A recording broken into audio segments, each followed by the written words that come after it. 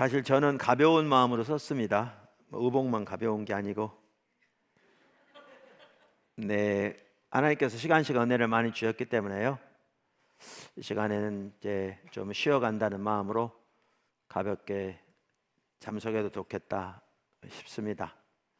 중요한 거는 지금부터가 중요하죠. 사실 항상 돌아가서 여러분들이 어떻게 이제 주님의 길을 배워가느냐가 결국 관건이니까요. 어제도 나눈 것처럼 이번 주 오셨던 분들도 다음 주에 또 환영합니다. 네, 비슷한 내용이 다뤄지겠지만 또 하나님이 그때그때 어떻게 하실지 기대하면서 참석하셔도 좋겠습니다. 우리가 선교적 삶을 사는 자세 혹은 선교의 방법, 아니면 하나가 선교 전체를 말할 때 가장 중요한 성경 구절 중에 하나가 요한복음 20장 21절입니다. 이건 제가 말하는 게 아니고요, 일반적으로 학자들이 하는 말입니다. 그래서 오전에도 이기수 목사님 그 부분 말씀하셨는데요. 예수께서 또 이르시되 너희에게 평강이 있을지어다. 아버지께서 나를 보내신 것 같이 나도 너희를 보내노라. 그러니까 제 책 2권에서 이렇게 살펴보았는데, 톰 라이트 박사는 성경에서 가장 중요한 두 장을 요한복음 20장과 로마서 8장으로 들어요. 그래서 그분은 그 성공의 목사이기도 한데요. 이제 젊은 목사들 시험 볼 때 당신은 무인도로 성경 두 장만 가져간다면 어떤 장 가져가겠냐 물은 다음에 답을 해주는 거죠. 그래서 요한복음 20장과 로마서 8장. 그러면서 그분은 이렇게 말해요. 이 두 장은 아주 많은 복음을 풍성하고 빽빽하게 담고 있기 때문에 다른 구절은 영원히 읽을 수 없다. 그 정도로 표현해요. 이제 그러면서 그런 이제 요한복음 20장에 대해서 요한복음은 전체의 틀이 창세기 1장과 상응하도록 짜여져 있다 이렇게 말하거든요. 창세기 1장 1절에 태초에 이렇게 시작하고 요한복음 1장 1절이 그렇게 시작하잖아요. 그러면서 이렇게 요한복음 20장에 보면 안식 후 첫날이라는 단어가 두 번 나와요. 그러니까 아까 이길수 목사님께서 읽으셨던 그 구절 19절부터인데요. 다시 한번 보시면 이날 곧 안식 후 첫날 이렇게 나오거든요. 근데 이제 이 구절만 아니라 요한복음 20장 맨 첫 번째 문구가 그거예요. 안식 후 첫날. 그러면 톰 라이트 박사 잘 지적하고 있다고 생각하는데요. 이게 두 번씩이나 반복되어 나오는 거는 분명히 그 부분을 강조하고 있는 게 명백한 거죠. 그러면서 이 표현을 통해 안식 후 첫날, 그래서 요한복음은 이제 옛 주가 끝났다. 그리고 바로 이날 예수님의 부활하신 날, 이 날이 새로운 창조 세계 첫날이다라는 걸 강조하고 있다는 거예요. 새로운 첫날이다. 근데 톰 라이트 박사가 성경을 그렇게 보듯이 지금 제가 설명한 대로 구태여 그렇게 받아들이지 않는다 할지라도, 설령 않는다 할지라도 예수님의 부활이 새 창조의 첫날인 것은 신약 성경 전체가 명확하게 말해주고 있거든요. 이건 사실 재론의 여지가 없거든요. 그러면서 예수님이 부활하셔서 새로운 창조의 첫날, 그 부활하신 날이 그날인데, 이제 새 창조의 그 날을 시작하시면서 이제 제자들을 보내신 게 오늘 아까 그 구절이거든요. 그럼 이제 그런 차원에서 아까 오전에 읽었던 그 구절을 다시 한번 보신다면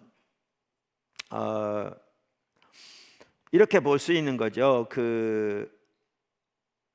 요한복음 20장 19절, 이날 곧 안식 후 첫날 저녁 때에 제자들이 유대인들을 두려워하여 모인 곳에 문들을 닫았더니 예수께서 오사 가운데 서서 이르시되 너희에게 평강이 있을지어다. 이 말씀을 하시고 손과 옆구리를 보이시니 제자들이 주를 보고 기뻐하더라.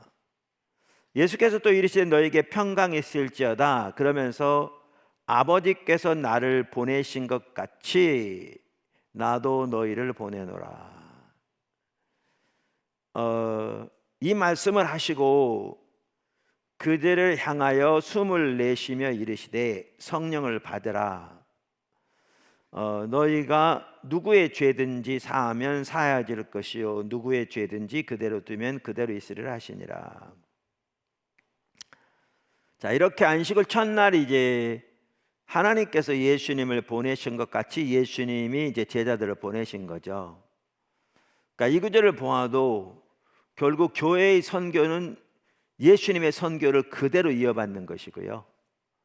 예수님의 선교하신 방식 그대로 교회가 선교를 감당해야 될 것을 이 구절도 말해주고 있어요. 그래서 이제 조금 이따도 시간이 되면 살펴볼 텐데 하나님께서 예수님 이 땅에 보내신 게 결국 하나님의 모든 창조 세계를 회복하기 원하시는 하나님의 선교였잖아요. 여기에서 하나님의 선교란 용어가 나옵니다. 미시오 데이라고, 그 라틴어인데요. 뜻은 하나님의 선교란 뜻입니다. 그래서 사실 선교의 본질과 관련해서도 아까 읽은 그 구절이 핵심적인 구절이거든요. 그러면서 선교의 방식을 말하더라도 그 구절이 핵심적인 구절인데 몇 가지를 여기서도 볼 수 있습니다. 레슬리 뉴비긴도 그 부분을 말하고 있고요. 그다음에 톰 라이트도 그 부분을 말하고 있고요. 그 여러분들이 말하고 있는데 결국 거기서 핵심은 예수님께서 자기 못자국 난 손과 옆구리를 보이신 것처럼 핵심은 결국 십자가의 방식이고요. 이 구절뿐만 아니라 예수님이 하나님의 선교를 감당하실 때 십자가의 방식으로 하셨거든요. 이게 결국 핵심이에요. 그리고 성령을 주시는 거잖아요. 그래서 우리가 선교를 감당할 때의 그 방식으로 핵심은 결국 십자가의 방식으로 하는 것이고요. 또 다른 하나는 결국 성령의 인도와 성령의 능력으로 감당하는 것이죠. 그래서 오늘 이제 오전에 그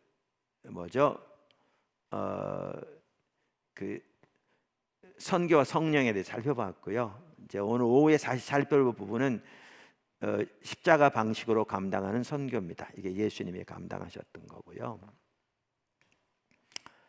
근데 이제 제가 사실 지금 원고를 정리하고 있어요. 컨퍼런스 앞두고도 계속 외국 사역도 있고 국내도 있고 그래서 제가 시간이 많지 않았는데 사실 저는 외국에 나가도 제 있는 곳이 제 사무실이거든요. 인터넷만 연결되면 거기서 이제 원고도 쓰고 또 목회도 하고 이제 그렇게 합니다. 저는 한국에 있어도 스태프들이 저한테 직접 와서 보고한 거는 많지 않습니다.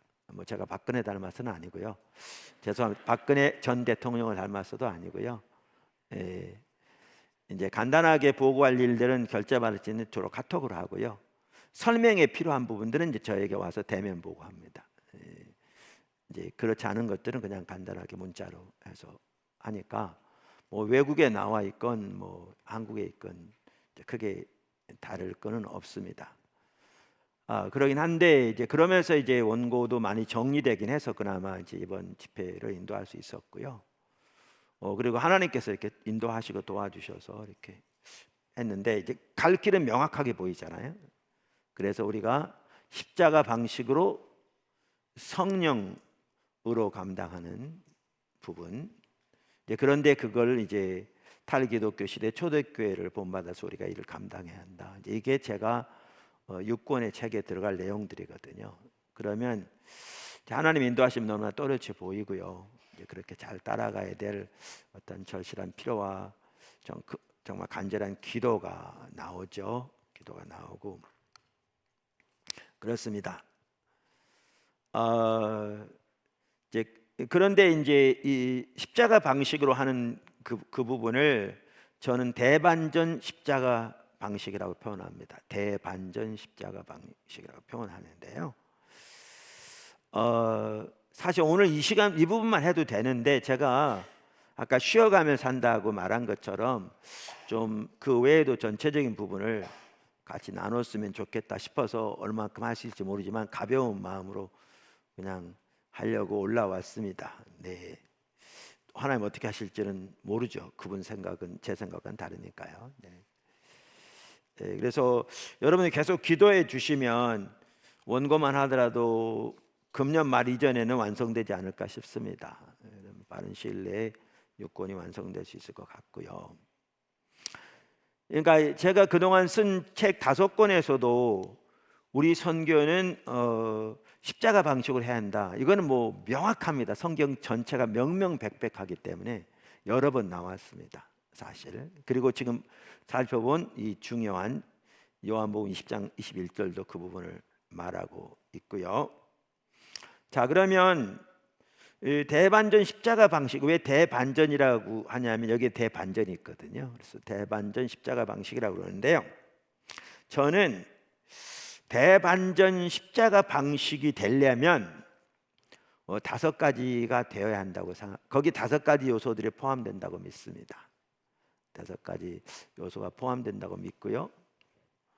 뭐 6가지일 수도 있습니다. 근데 하여튼 제가 지금 잠정적으로 가지고 있는 5가지인데, 첫 번째는 뭐냐 하면 십자가 부활이 준거 기준이 되는 삶입니다. 십자가 부활이 준거 기준이 되는 삶.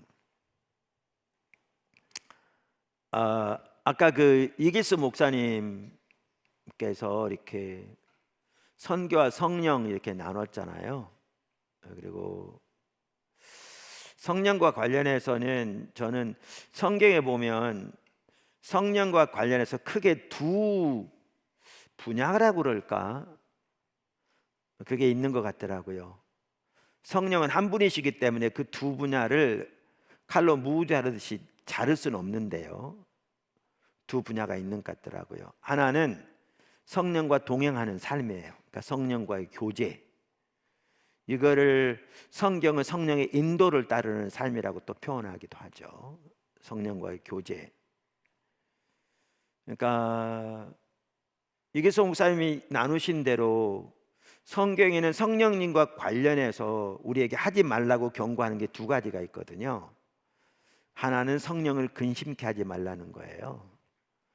그 말이 어디에 나오냐 하면 우리 구원의 날까지 너희가 성령으로 인치심을 받았으니 너희는 감히 성령을 근심케 하지 말라, 이렇게 돼 있는 거예요. 감이라는 말은 우리나라 말은 번역이 안 되는데 원어에는 그런 어떤 어감이 들어있어요.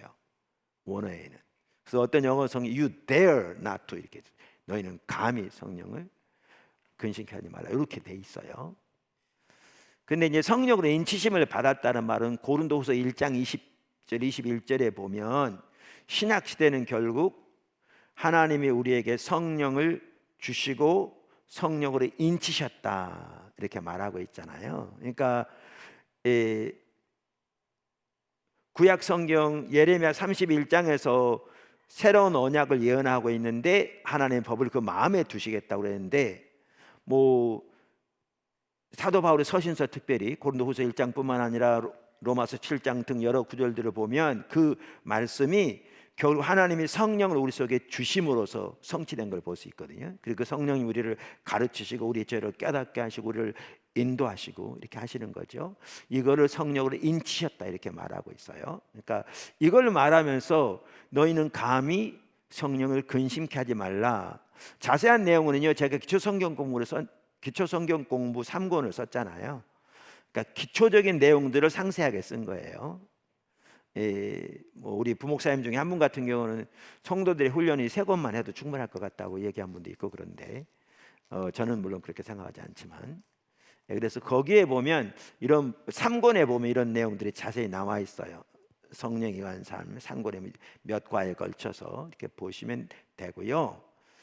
그래서 그렇게 돼 있고, 그 다음에 성령님에 대해 하지 말라고 나온 거는 이제 그거는 하나가 또 뭐냐면 성령을 소멸하지 말라는 말이에요. 아까 살펴봤잖아요. 근데 우리말에 성령을 소멸하지 말라는 말은 문자 그대로 번역하면 성령의 불을 끄지 말라는 말이에요. 문자 그대로. 그래서 많은 영어 성경은 그렇게 번역하고 성령의 불을 끄지 말라. 근데 아까도 이기스 목사님이 말씀하셨지만 그 뭐죠? 그 문맥을 보면 예언을 멸치지 말고 하는 말과 같이 나와요. 그러니까 성령의 은사와 관련되는 걸 볼 수 있어요. 성령의 은사와 관련된 걸 볼 수 있어요. 그래서 이 목사님 오늘 잘 설명해 주신 대로 우리 신약시대 신앙생활은 철저하게 성령에 의한 삶이잖아요. 이걸 부인하는 사람 아무도 없거든요. 이걸 부인하는 순간 그 사람 바로 이단돼요. 당연히 뭐 성경 전체가 명명백백하게 말하고 있는, 특별히 신약 성경 제로는 여지가 없죠. 근데 이제 성령님과 관련해서 하나는 이렇게 성령과 동행하는 삶, 혹은 성령과의 교제, 뭐라고 표현하든지 거기에 성령 인도를 따르는 삶이 당연히 포함되고, 다른 하나는 성령의 능력으로 사역을 감당하는 것, 성령이 나타나신 은사와 관련되죠. 이 부분도 매우 중요하죠. 그러니까 이기수 목사님이 다 설명하셨어요. 근데 이제 제가 이렇게 이제 원고를 지금 계속 정리해 가고 있곤 한데, 이제 우리가 선교적 삶을 사는데도 이 두 가지가 필요한 거죠. 두 가지가 필요한 거죠. 그러니까 제가 괜한 얘기를 꺼냈나? 하여튼 뭐 오전에 한 거를 제가 말할 필요가 없는데 하여튼 그렇겠습니다. 제가 뭐 얘기하려고 꺼냈냐면요, 제 기초성경구 3권에 보면 우리의 사역에 대한 단원이 있어요. 그러니까 한 단원 전체를 우리가 어떻게 사역을 감당할 것인가를 제가 정리해 두었어요. 그러니까 어제 저녁에 나눈 것처럼 우리가 이제 주의 일 그러면 이미 설명을 했기 때문에 예수님은 아버지 일이라고 그걸 표현했잖아요. 근데 용어는 같은 용어를 쓸지 모르지만 이해가 전혀 다르다고요. 이해가 전혀 다르다고요. 어제 저녁에 설명한 것처럼 예수님이 아버지의 일을 그럴 때는 자기 스스로 아무것도 할 수 없다고 말씀하시고, 예수님이 아버지 안에, 아버지가 예수님 안에 있는 그 관계 가운데서 아버지가 자기 일을 행하시면서 예수님에게 보신 그 아버지의 일이, 그게 예수님 하신 아버지의 일이었거든요. 그리고 그것을 행하고 마치는 것을 자시 양식으로 그러셨거든요. 그럼 우리도 사역을 감당할 때 똑같이 예수님이 그러셨던 것처럼 예수님이 아버지 안에, 아버지가 우리 안에 있는 친밀한 교제 가운데서 아버지가 우리에게 보신 아버지의 일, 그걸 주의 일이라고 표현할 수 있죠. 우리 입장에서 뭐라고 표현하든지 이제 그걸 보고 예수님이 하셨던 것처럼 그렇게 그 일에 동참할 때 하나님의 능력으로 이루시거든요. 그러니까 이제 사역에 대한 이해만 하더라도 오늘날 너무나 이렇게 옆으로 가 있는 거예요. 왜냐하면 오늘 한국 교회에서 실제로 그렇게 사역하는 교회 많지 않을걸요. 제가 부정적으로 말하는 게 아니에요. 실제로 오늘날 교회에서 그렇게 사역하는 교회 많지 않아요. 많지 않아요. 다 우리가 계획해서요. 우리의 노력으로, 때는 우리의 방법을 동원해서. 그러니까 심각하게 타락한 인본주의인 거죠. 그러면서도 똑같이 주의 일에 힘써야 합니다. 용어는 같이 쓰는데 전혀 다른 이해가 되는 거죠. 이렇게 하다 보니까, 그러니까 그렇게 사역만 하더라도 사역은 하나님의 일이잖아요. 출애굽 사건이 하나님의 일이었어요. 방주요, 그 하나님의 계획이었어요. 하나님의 일이었어요. 그런데 그래서 이제 제가 사역에 대해서 이렇게 뭔가 정리를 어디엔가를 해놓은 게, 설교는 가끔 했지만 필요할 것 같아서 이제 성도들에게 도움이 되도록, 그래서 제가 기초성경구 3권에 거기에 한 단어를 우리의 사역 이렇게 해가지고 정리해 놓은 게 있거든요. 근데 이제 우리가 선교를 이해할 때 지금 하나님의 선교를 우리가 지금 살펴보고 있는 것처럼 포괄적으로 총체적으로 이해한다면, 거기 우리의 사역을 용어를 우리의 선교라고 바꿔도 정확하게 똑같은 말이거든요.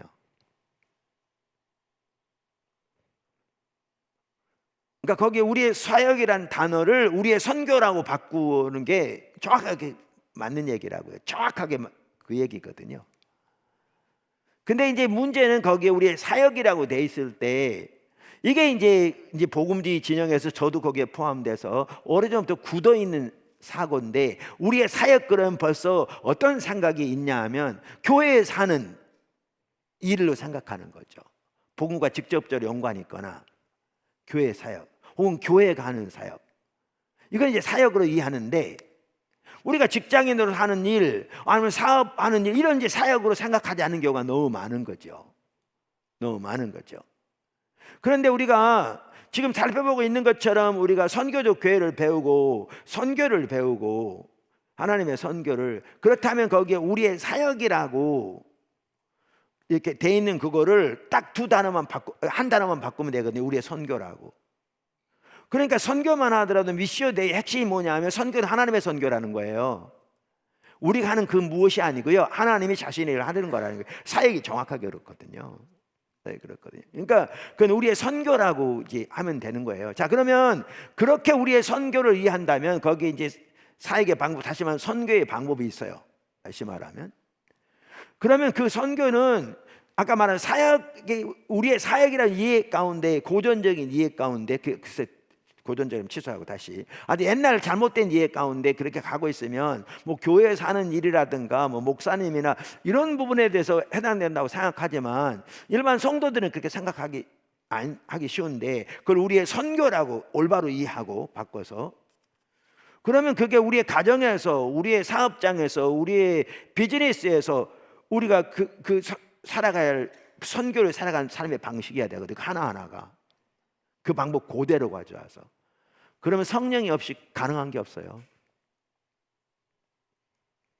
전혀. 그러니까 인본적인 방법은 있어요. 오늘 우리가 그렇게 하고 있듯이. 그러니까 아까 뭐 이 목사님 뭐 학교 이렇게 시작하게 된 거 다양한 부분 나누셨잖아요. 그래서 제가 그 원고를 오래전에 써서 그렇지, 제가 새로 그걸 낸다면 그 우리의 사역이란 말을 우리의 선교라고 바꿀 거예요, 아마. 그게 우리 선교니까요. 이제 이런 차원에서 우리가 전반적으로 이렇게 이해할 필요가 있고요. 그렇다면 모든 성도들이 실제로 선교를 위해 선교적 삶을 살아야 되는데, 거기에 나온 그 방법대로 살아야 되거든요. 선교를 감당하기 위해서. 그렇다면 성령이 없이, 사실 신약시대 성령이 없이 가능한 게 없거든요. 얼마나 이제 성령님과의 동행 혹은 교제, 또 그분의 인도를 따르는 사람이 중요한지. 그리고 제가 그 책 제목을 지금 생각이 안 나는데, 비즈니스 에스 미션에 대한 책 중에 귀한 책이 있어요. 그분은 사업가기도 한데, 그분 같은 경우에는 자기 사업에서도 성령의 능력으로 감당해요. 그런 부분도. 아까 이기수 목사님도 어떤 예를 들던데. 그래서 왜냐하면 우리가 사업을 선교라고 이해한다면 그 사업이 내 일이 아니고 하나님의 일이잖아요. 모든 성도들이 그러한 이해를 가져야 되거든요. 그래서 이제 그 부분을 좀 나누고 싶었고요. 나중에 이제 나누고 싶은 게 아닌데, 나중에 이제 제가 책들을 좀 넣고 싶은 것이고요. 아까 대반전 십자가 방식을 이렇게 최소한 5가지 정도는 거기다 저는 다루고 싶더라고요. 전체적인 그림을 보기 위해서. 첫 번째가 십자가 부활이 준거 기준이 되는 삶이에요. 두 번째는 십자가 방식은 사랑의 방식이고, 십자가 방식은 약함의 방식이고, 십자가 방식은 대반전의 방식이고요. 그 다음에 이제 나머지는 제가 뭐라고 표시할지 몰라서 제 원고에는 물음표를 3개 해놨어요. 그래서 이제 저기는 십자가 방식은 관계에서 배운 내용, 저기 뭔 말인지 모르잖아요. 지금 써놓은 거지. 그래서 여러분이 말을 나중에 적으세요. 제가 원고를 쓸 때는 그 부분을 이제 정해서 쓰겠죠. 자, 그러면 간단히 이 부분 먼저 살펴보고 시간이 되면 제가 다른 부분 좀 살펴보려고 해요. 십자가 부활이 준거 기준이 되는 삶이라는 것은요, 이건 이제 이전 책에 나온 내용이에요. 그러니까 세상을 향한 예수님의 선교를 가장 잘 볼 수 있는 곳이 예수님의 십자가 부활이에요.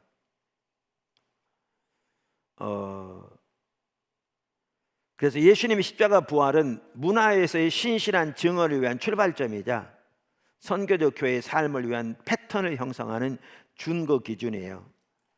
그러니까 준거 기준이란 말은 무슨 말이냐면 우리의 행동이 옳고 그름 또는 규범이나 가치를 판단하는 데 표준이 되는 기준이라는 거예요. 그러니까 이것은 아무리 강조도 지나침이 없거든요. 그래서 우리는 예수님의 십자가가 보여주듯이 한편으로는 세상에 대한 반대하는 삶을, 한편으로는 세상을 위하는 삶을 십자가에서 볼 수 있는 것처럼 그러한 삶을 살아야 한다 살펴봤어요, 과거에. 두 번째, 제가 자세히 안 살펴봅니다. 가볍게 하려고 마음 먹었습니다. 궁금하신 분들은 나중에 책을 사보시면 됩니다. 뭐 배우고자 해야 의미가 있죠. 두 번째, 십자가 방식은 사랑의 섬김의 방식입니다. 이 부분도 이미 살펴봤습니다. 그러니까 루터가 일의 소명을 강조한 거잖아요. 3권에 썼는데. 그래서 이 일은 상대방을 사랑하는 수단이다. 그러면서 루터만 하더라도 가장 강조한 것이 십자가 사랑입니다. 예수님이 그렇게 십자가에 보이신 사랑으로 우리를 섬기고 모든 창조 세계를 구속하기 위해서 이렇게 하나님의 선교를 감당하셨듯이 그 사랑의 방식으로, 사랑의 섬김의 방식으로 우리가 선교적 삶을 살아야 되는 거죠. 골로새서에 보면 이 부분을 잘 볼 수 있습니다. 골로새서에 보면 우리가 뭐 과거에도 보았던 구절인데요. 골로새 1장 20절에 말하죠. 그의 십자가의 피로 화평을 이루사 만물 곧 땅에 있는 것들이나 하늘에 있는 것들이 다 그런 말미암아 자기와 화목하게 하기를 기뻐하심이라. 우리가 잘 알듯이 여기에 보면 하나님의 구속을 하나님과 화목해 하시는 거라고 표현하잖아요. 그런데 뭐로 화목해 하시는가? 하나님이 창조하신 만물을 하나님께 화목해 하시는 게 하나님의 구속입니다. 단순히 인간의 영혼만 구한 게 아니고요. 명확하게 보여집니다. 그리고 모든 만물을 하나님께 화목해 하신 게 십자가에 피로 되어졌다고 이렇게 말합니다. 여기 피라는 용어까지 들어 있습니다. 그 십자가의 피는 단순히 인간의 영혼을 구원하기 위한 게 아닙니다. 그걸 당연히 포함하지만 이제 그러면서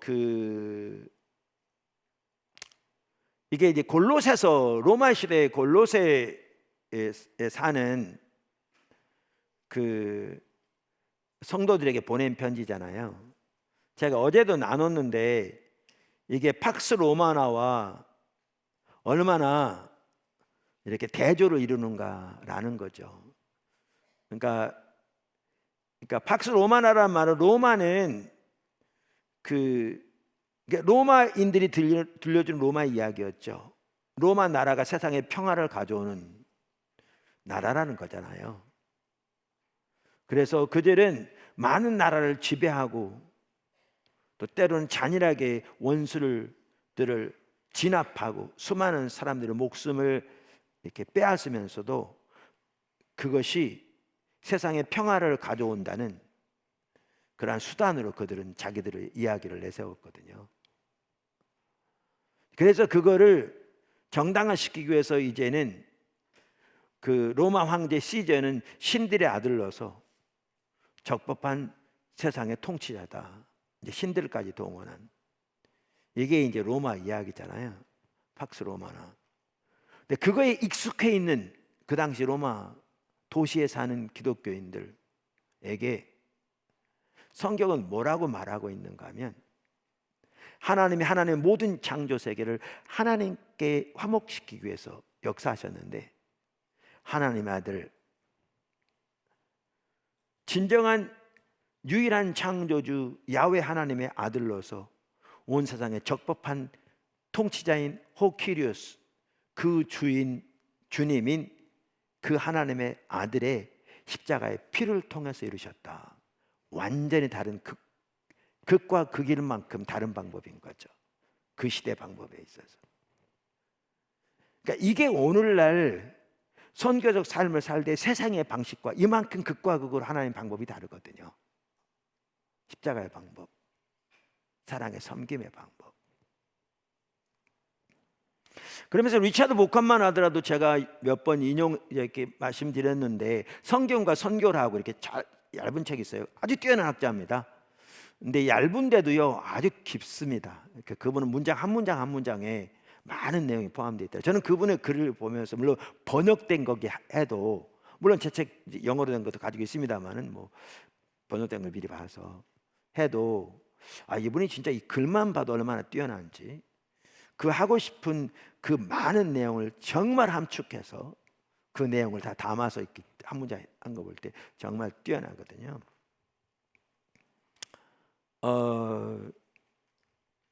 그러면서 이제 그 책, 그리고 선교적 성경 해석학 책에 보면 거기도 한 장을 그분이 썼거든요. 그러면서 이렇게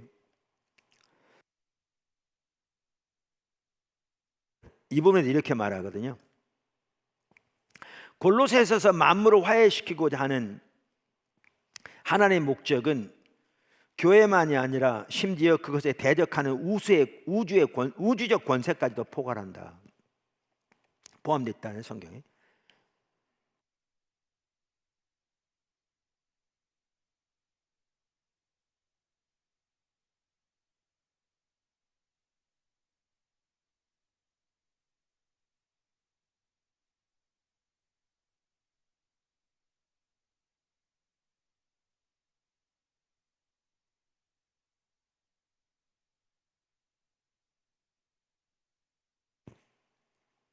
그러니까 아까 보면 왕권들, 주권들, 통치자들, 권세들도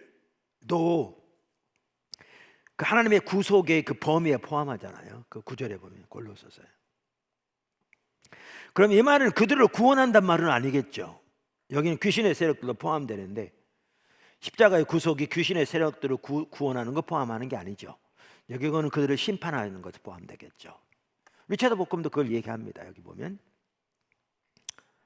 아마도 세력들을 그리스도의 주권에 종속시킴으로써 그것들을 평정하신다는 생각이 포함될 것이다. 당연히 그러한 이유는 분명 제국의 평화 개념으로 꽉 차 있었던 로마 세계 거주민들에게 낯설지 않았을 것이다. 로마에게 온 세상의 평화, 즉 팍스 로마라는 제국의 원수를 잔인하게 힘으로 진압하는 것으로 보장되었다.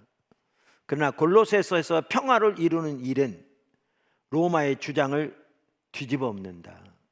즉 그리스도는 제국의 영광을 과시하는 강력한 조직을 통해 원수를 평정하지 않으신다. 그보다는 천하고 수치스러운 십자가에 못 박히심으로써 그의 십자가의 피로 그것을 이루신다. 이게 하나님의 방법이거든요. 특별히 이렇게 포스트 모더니즘 시대에는 모든 보편적인 진리를 거부하거든요. 억압적이라고 믿기 때문에요. 그래서 포스트 모더니즘이 일어난 게 사실은 모더니즘에 대한 반발로 일어난 거거든요. 지금 제가 그걸 여기 설명할 수가 없고요. 뭐 몇 번 나눴고, 그게 이제 4B에 들어갈 내용들 중에 일부입니다. 그러면서 이 포스트 모더니즘을 맞이하는 이 시대에 사랑으로 섬기는 십자가의 방식이 정말 중요한 방식이 될 것이다, 이렇게 말하거든요. 이게 원래 예수님의 방법이었고, 아까 로마 시대와 얼마나 극명하게 다른가를 보세요. 그 로마의 방식과 이 시대도 마찬가지거든요.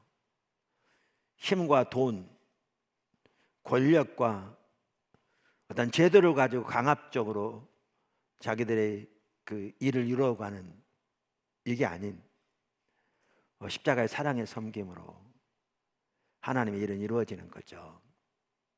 그렇기 때문에 사실 이제 제가 여기 5가지 중에 안 나눴는데 여기에 같이 가는 게 있습니다. 제가 6가지 될지도 모른다고 한 게 이미 일부분 언급했지만 십자가의 방식에는 고난이 따릅니다. 그래서 고난의 방식도 포함되는 거죠. 그래서 예수님께서 자기를 따르는 자들에게 고난이 있을 것을 말씀하셨잖아요. 세 번째, 이건 약함의 방식입니다. 사실 이 부분도 다룰 내용들이 많습니다. 근데 제가 거의 길게 다룰 수 없어서 이렇게 간략하게 요약할 수밖에 없는데요. 리차드 보캄도 똑같이 얘기했더라고요. 저는 이 부분을 오래전부터 얘기해오던 반대예요.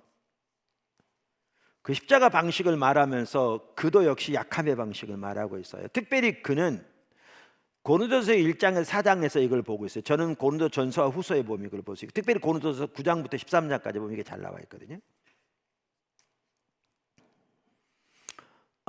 그는 과거에 교회가 모더니즘 진보 사상에 편승해서 선교를 담당했던 것을 지적하면서 그런 실수를 범하지 않아야 한다고 강력하게 말합니다. 이거 설명하려면 기니까 그냥 넘어가겠습니다. 그냥 가볍게 끝나게 해주십시오. 관심 있는 분들은 나중에 책 보십시오. 책 보시고. 사실은 제가 여러분을 설득시키게 하려고 노력할 필요 없어요. 여러분이 진짜로 배우고자 하는 사람이면 한두 마디 말만 해도 돼요. 그럼 다 배워요. 다 배워요. 그러니까 뭐 여러분 은혜받게 하려고 노력할 필요도 없고요. 그냥 하면 돼요. 어제도 뭐 저녁에 얼마나 하나님 함께 하셨어요.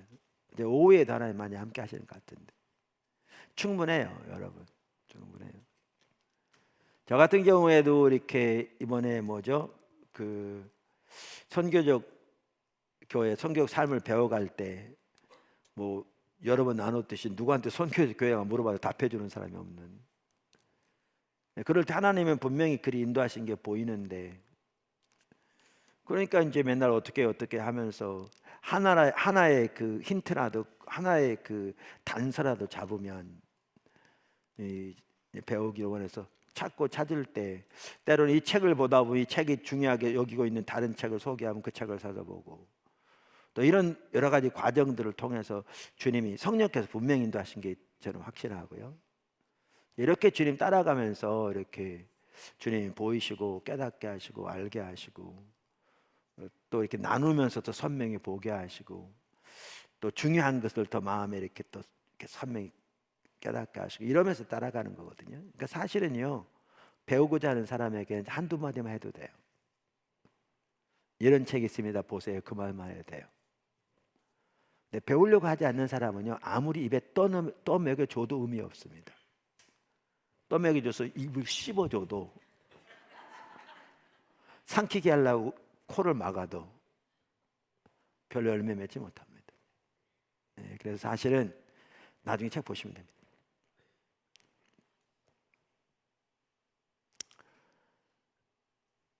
그러니까 그동안 서구 선교가 서구에서 두루 비서구로 갔잖아요. 가난한 나라. 그 가면서 서구 문화를 그대로 가져간 거예요. 근데 서구 문화를 가되 성경에서 말하는 문화 명령, 하나님 창조한 모든 그 창조 세계를 다스리라고, 이건 보살피라는 거거든요. 근데 진보 사상의 하나는 때로는 그 서구가 그러니까 아프리카를 침공해가지고 그 나라를 그 뭐라 그럽니까? 그 식민지로 삼으면서 발전을 가져온다는 명목으로 자원을 약탈하고 사람들을 노예 삼고 그랬잖아요. 그래서 그 심각한 문제 중에 하나는 환경 오염 같은 거거든요. 이게 서구 진보 사상에 나오는 거예요. 근데 서구 선교사들이 가면서 그 사상을 그대로 가지고 간 거예요. 복음과 함께. 그러니까 이게 서구의 진보 사상과 선교가 이게 결탁돼 버린 거죠. 그러면 이 소위 말하면 이 상대방에서는 이 서구의 진보이란 개념이 배척될 때 복음까지 배척된 거예요. 사랑의 섬김의 방식이 아니라 지배의 방식으로 간 거잖아요.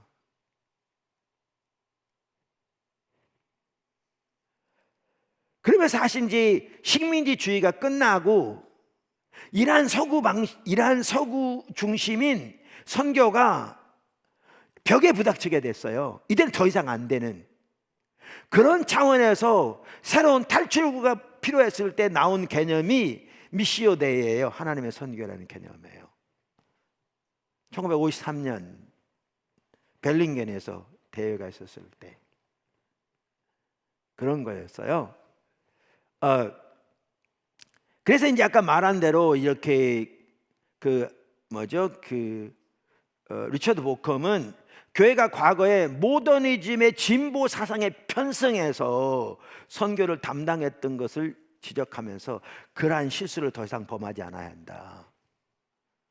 그래서 예수님 방식대로 사랑의 섬김의 방식, 십자가의 방식으로 가야 한다는 거예요. 이게 특별히 포스트 모더니즘 시대 이때는 더욱더 그러한 거예요. 더욱더 그러한 거예요. 이 부분은 이제 일부 제 책 4권에 나와 있습니다. 4에 이미 나온 것이 나와 있습니다. 그래서 이렇게 말합니다. 성경과 선교 132쪽 3쪽에는 권력에 대한 인간의 의지로 선교를 말살하는 것을 막는 데는 고린도전서 처음 넉장이 중요하다. 바울이 거기서 맞닥뜨린 것은 성경학자들이 흔히 생각하는 영지주의자들이 복음 메시지를 그러니까 영적으로 해석한다는 것이 아니라 고린도 사회의 사회적 동력을 형성하는 자기 장려와 자기 개발의 프로젝트에 복음의 메시지가 기여했으면 하는 바람이었다. 무슨 말인지 모르시겠죠?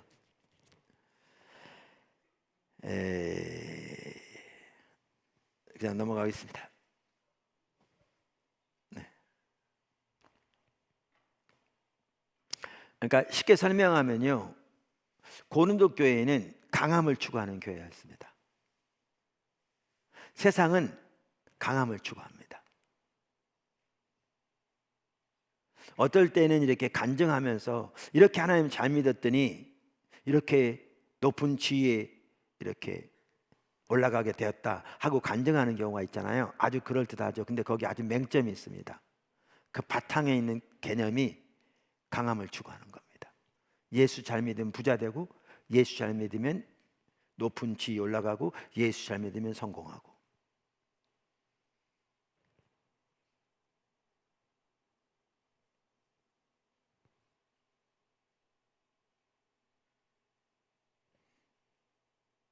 괜한 얘기를 꺼냈구나. 그 설명하려면 시간이 걸렸었죠.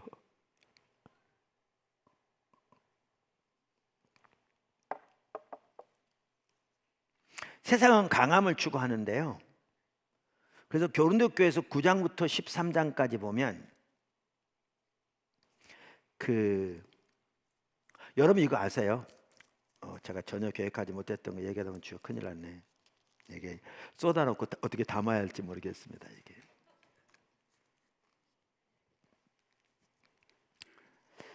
이게 주여, 나중에 책 나오면 보라고 말할 수도 없고.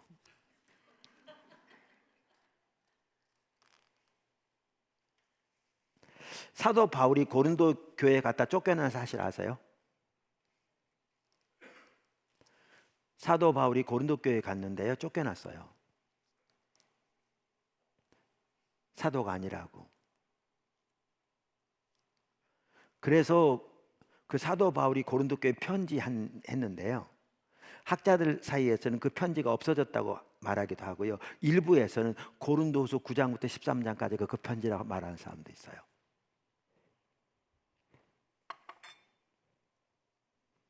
그 당시에 거짓 선지자들이 거기 와서 영향을 줬어요. 근데 거짓 선지자들은 자기들의 강함을 자랑하는 자들이었어요. 그러니까 다양한 체험들 또 은사들 능력도 강함을 자랑하는 자들이었어요. 그런데 그들의 동기는 순수하지 않았어요. 강함을 자랑함으로 사람들을 자기 종삼은 거죠. 그리고 자기들의 경제적인 이득을 사람들을 이용한 거예요. 그래서 누가 너희를 자고하다거나 뺨을 치면 너희가 잘 용납한다. 종을 삼으면 잘 용납한다. 그러면서 그들의 정체에 대해서 뭐라고 말하면 그들은 거짓 사도라고 말해요.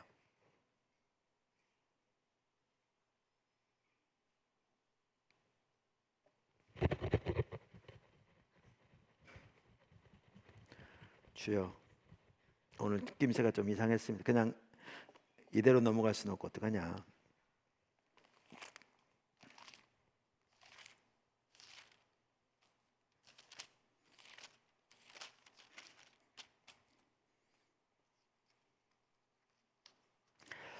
지금도 어떤 사람들은요, 자기에게 나타난 은사를 저 목회하면서 제 주변에 그런 사람 종종 봤어요. 성도들의 기도해 주면서 이렇게 하나님 뭐라고 말씀하신다 그러면서 한두 번 맞추면 너무나 많은 사람들 완전히 종됩니다. 따라갑니다. 그래가지고 무슨 약속이라도 받았다, 하나님 주신 감동이라 그러면서, 그러면 그 사람에게 잘 보이고 잘해야 그 약속이 이루어질 것처럼, 설령 그게 하나님이 주신 약속이라도 이루어지려면 하나님이 해주셔야 되는 건데 완전히 눈이 머니까 그 사람이 거의 종됩니다. 그러면서 이제 여기저기 다니면서 완전히 사람 부립니다. 그러면서 경제적 이득을 취득합니다. 그런 사람 절대로 적지 않습니다. 제가 어떤 사람 보니까 심지어 1,000만 원 단위의 헌금이 막 건너갔더라고요. 보니까 목사님 중에서도. 그러면서 어떻게 그런 어리석은 짓을 하느냐고. 그랬더니 혹시라도 몰라서.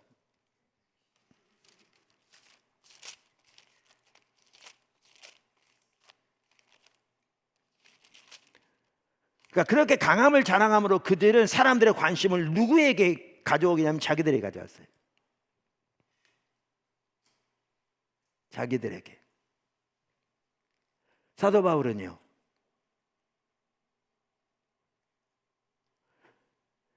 한 남편인 그리스도에게 중매하는 중매쟁이라 불과하다고 그러잖아요. 자기는.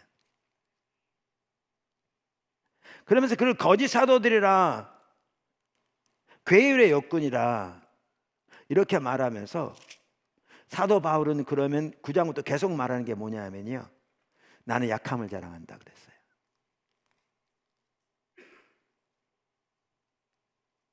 왜요? 자기 약함을 드러나게 될 때 그러한 약함에도 불구하고 일하시는 하나님의 강함이 드러나게 되니까요.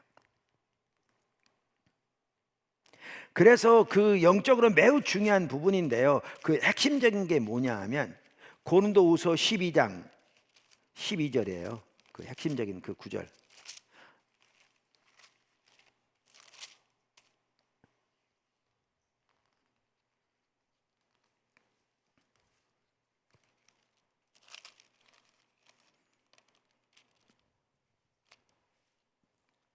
예, 12장 그 10절. 특별히 거기 9절부터 보시면, 그 앞에서부터 보시면 그에게 가시가 있었던 걸 볼 수 있고요. 육체의 가시. 그게 하나님께서 없애 주시기를 3번이나 기도했다 그러는데, 이 말은 그냥 한두 번 기도했다 그런 내용은 아닐 거고요.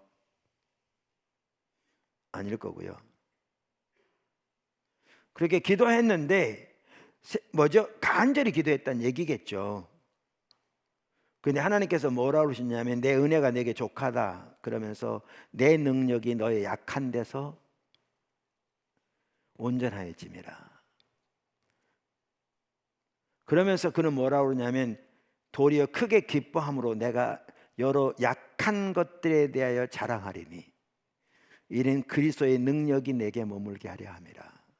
그러면서 그러므로 내가 그리스도를 위하여 약한 것들과 능력과 궁핍과 박해와 곤고를 기뻐하노니, 이게 이 핵심이죠. 이는 내가 약한 그때의 강함이라. 말은 다르게 할지 몰라도요, 아까 리처드 복함이 똑같이 얘기해요. 무슨 말이냐면,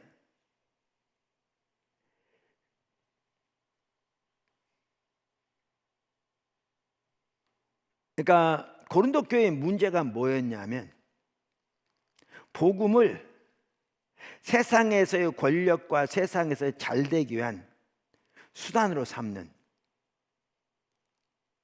강함을 추구하는 그런 상황에서 사도 바울은 십자가 못 박힌 예수 그리스도만 알기를 원하는, 오직 십자가만을 드러내는, 같은 여러 가지 면에서 볼 수 있는데요.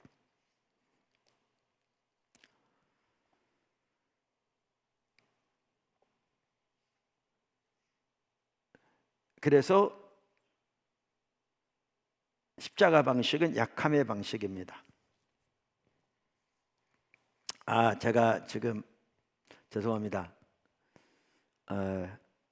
간단히 하려고 하니까 간단히 되지도 않고 제대로 되지도 않고 그러고 있습니다. 네, 이번 쉬어간다고 생각하시고 그냥 편하게 앉아서 가시면 좋겠습니다.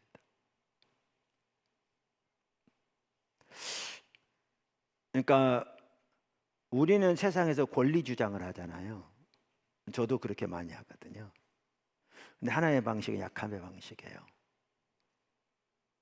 아까 예수님께서 산상수훈에서 이기수 목사님도 오전에 말씀하셨는데, 자세를 말하면서 심령이 가난한 자, 이 말은 우리 하나님 앞에 합당치 못한, 우리 속에 어떤 선함도 없는, 또 하나님의 뜻대로 살 수 있는 능력도 없는 것을 인식하고 깨닫는 거잖아요.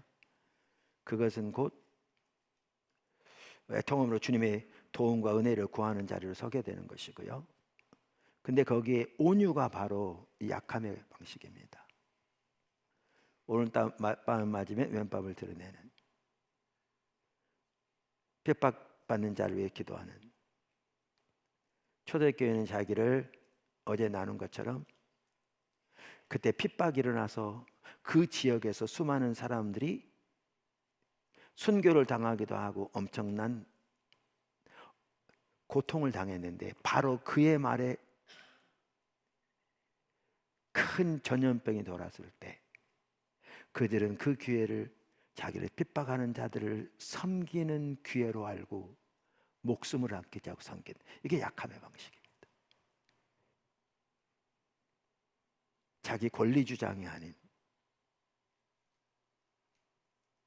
약함으로 주님만 의지하는, 이게 온유한 마음이거든요.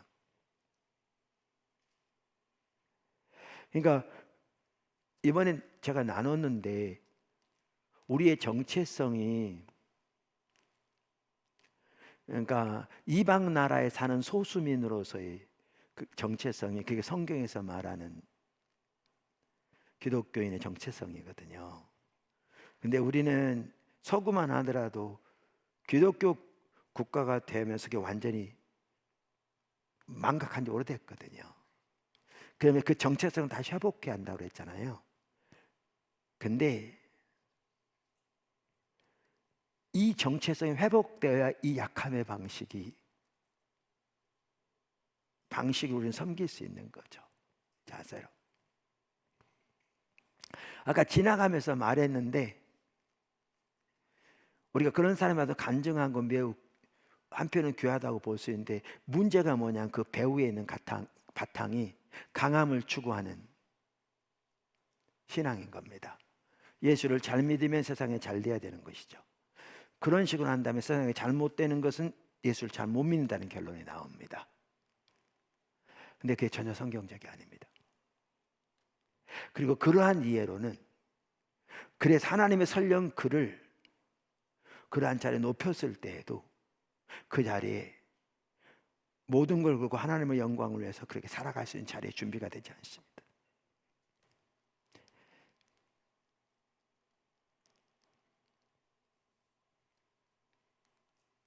그러니까 오늘날의 교회는 고린도 교회처럼 강함을 추구하는 거죠. 그게 심해지면 세상에서의 강함을 위해서 하나님의 수단된 사람을 이제 전락해 버리니까 완전한 거짓 상태에 빠져버린 거예요. 네 번째 넘어가겠습니다. 그건 대반전의 방식입니다. 제가 간단히 설명하고 넘어가려다 지금 안 되고 있습니다. 내 설교 준비 제대로 안 했거든요.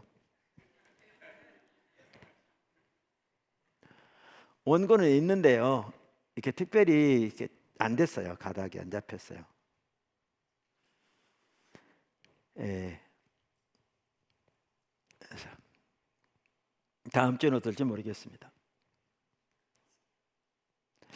그러니까 십자가 길은 사랑의 섬김의 길인데요. 약함의 길입니다. 근데 그 약함의 길은 대반전의 길입니다. 왜냐하면 예수님이 십자가가 부활로 연결된 것처럼 십자가 방식의 섬김을 통해 하나님의 능력을 역사하시기 때문입니다. 사도 바울이 말한 것처럼. 바로 그거죠. 초대교회요. 약함의 사랑의 방식으로 섬겼습니다. 아까 어떻게 설명했대? 그건 어떻게 했는데 그 사랑의 방식이 로마를 집어삼켰습니다. 강함을 집어삼켰습니다. 그러니까 세상의 방식과 하나님의 방식은 반대인 거죠. 아까 제가 골로새서에 그 당시 로마의 방식과 십자가의 방식이 얼마나 대조였는가 살펴봤잖아요. 이게 오늘날 우리가 이 세상에 살아야 할 삶. 왜냐하면 이 세상은 로마 시대와 똑같거든요. 강함을 추구하거든요. 우리 믿는 사람은 저도 너무나 많은 경우에 세상의 방식을 취하기 쉬운 게 우리의 모습이거든요. 우리의 모습이거든요. 누가 한 대 때리면 두 대 때리고 억울함을 당하는 것은 용수처럼 튀어나와서 참지 못하고 자기의 정당성을 주장해서 분연이 일어나고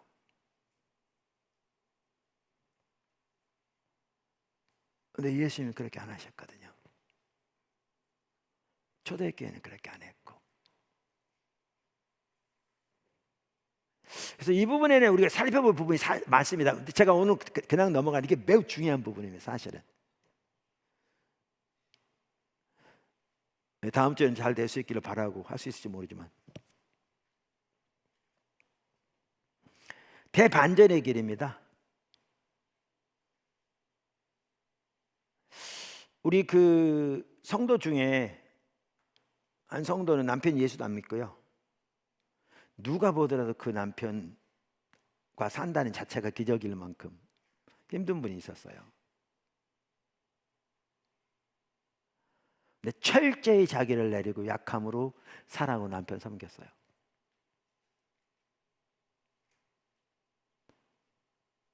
그 남편이 근본적으로 바뀐 거잖아요. 등대교회 성도들이 그분 잘 알거든요. 그분이 등대교회 가서 간증을 했는데요. 그 성도들이 그분이 그 상황 가운데서 주님만에 대해서 약함으로 철저히 사랑으로 섬겨서 궁극적인 대반전이라는 걸 보고 등대교회 성도들이 끌어안고 울고 난리 났잖아요.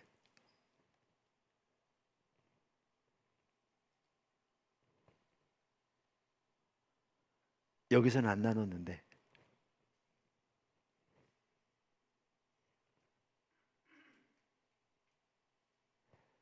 그래서 이 대반전이라는 말 사실 제가 만든 게 아니고 팀 켈러 목사가 만든 말이거든요. 십자가는 대반전의 길이다. 그러니까 좀 더 아까도 말한 대로 약함의 길, 온유함의 길. 그러니까 초대교회 살았던 그게 뭐죠? 그 산상수훈의 길. 근데 그것을 통해서 하나님의 능력이 온전해지고 하나님의 능력이 나타나서 하나님의 일을 이루시는 대반전의 길. 예수님의 십자가 부활로 연결되듯이 저는 이런 부분을 우리들이 더 경험하는 자리에 서야 한다고 저는 확신합니다. 지금 제가 정리되지 않게 여러 가지 얘기하다 보니까 지금 그런데요. 그래서 여기 너무나 아무리 강조해 지나치면 없을 만큼 중요함이 있습니다. 마지막으로 그 십자가 방식은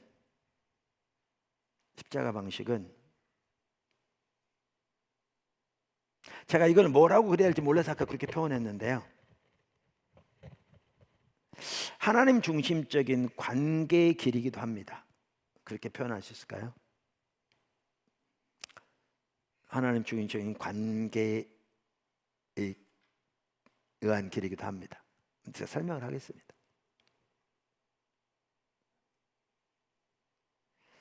제가 이렇게 주님 따라가면서 보니까 이번에 이제 교회가 세워져서 여러 가지 나눴잖아요. 뭐 이렇게 이미 다 나눴기 때문에. 근데 저 같은 경우에 이렇게 주님을 따라갈 때 4종 세트로 다루셨어요. 그러니까 지내놓고 보니까 저를 이렇게 처음에 빚어가실 때 4종 세트를 다루셨더라고요. 4가지를 한꺼번에 다루셨어요. 하나가 뭐냐 하면 무엇보다 하나님 얼굴을 구하는 사람을 돌이켜 주신 거죠. 그러니까 저는 정말 그게 너무너무 놀라운 하나님 은혜라고 생각하는 게,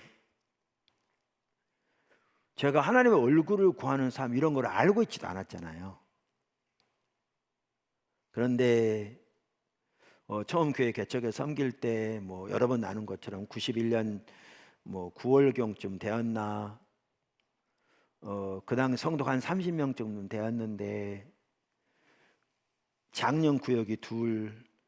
근데 그 두 구역 중에 한 구역이 모이기만 하면 교회 불평하고 저에 대해 불평하고, 그러면서 그 구역 전체가 교회를 떠나려고 그러더라고요. 그 목사가 얼마나 어려워요. 그래서 이렇게 금식하면서 기도하는데 주님이 또렷하게 저에게 네가 날 사랑하지 않는구나 그러시더라고요. 여러 번 나눴기 때문에 뭐 여러분 귀에 닦지 않도록 들으셨을 텐데, 많은 어떤 분이 표현하기를, 목회 열심히 했거든요. 최선은 아니라도 새벽 기도는 기본이고 저녁마다 특별히 기도해야 하고요. 노방전도 나가기도 하고요.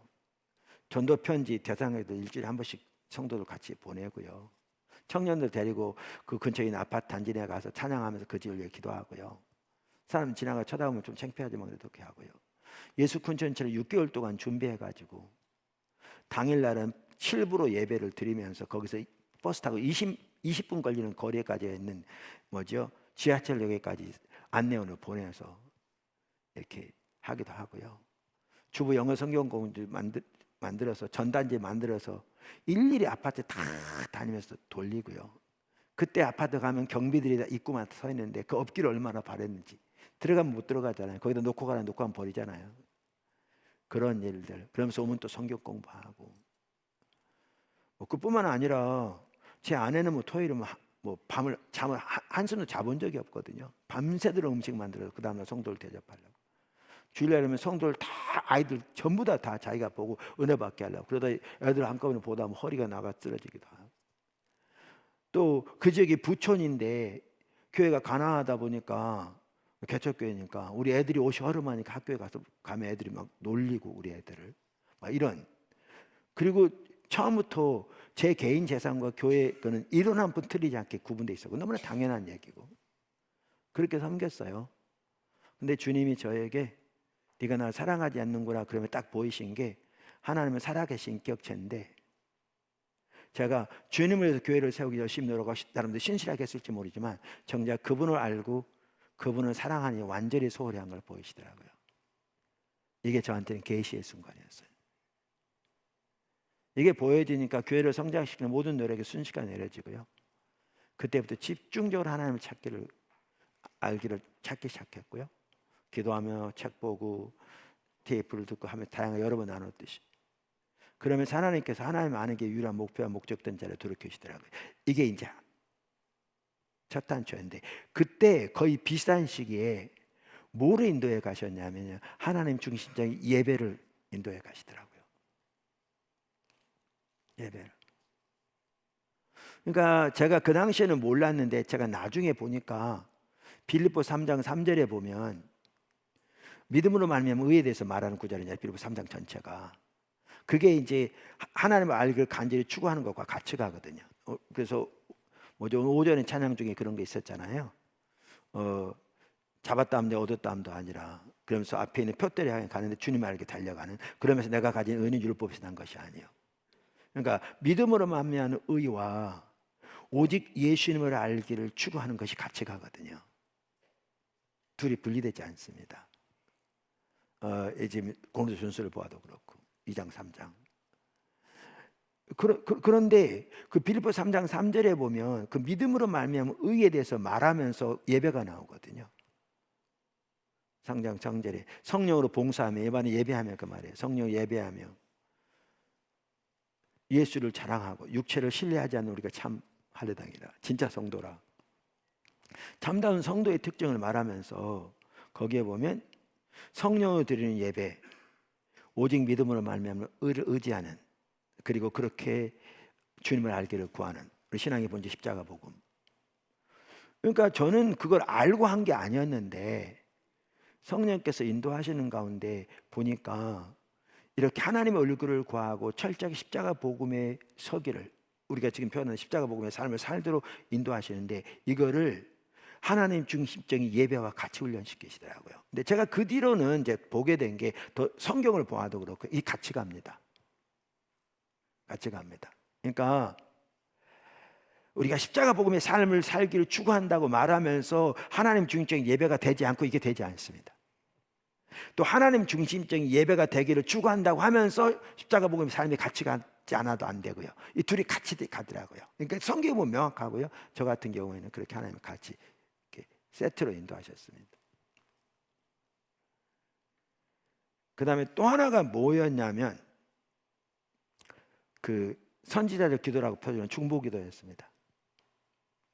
중보기도였습니다.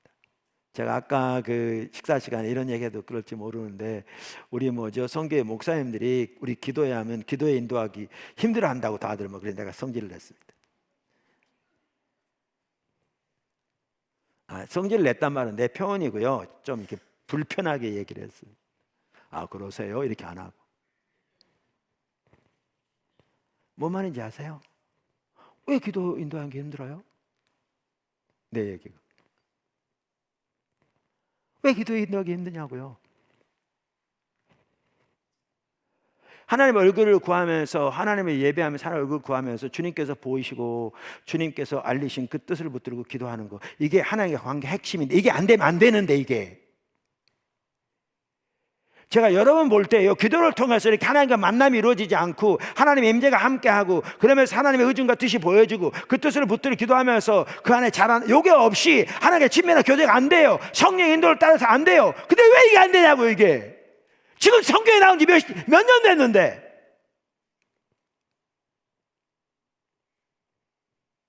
왜 여태까지 안 되냐고요.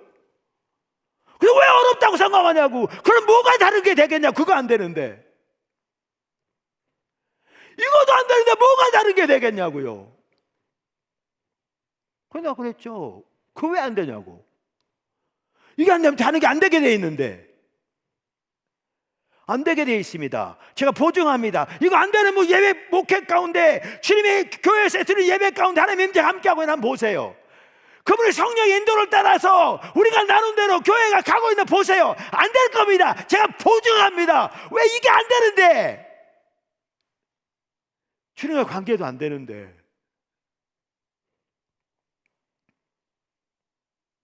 제가 보증합니다. 제가 과할 줄 몰라도 제가 보증합니다. 안 될 겁니다. 어렵다고 불평할 게 아니라 자신 지금 어떤 상태에 있는 걸 보고 진짜 하나 앞에, 근데 이거 왜 안 되냐고요. 우리 젊은이들도 다 아는데, 우리 교회 청년들도 잘 하는데.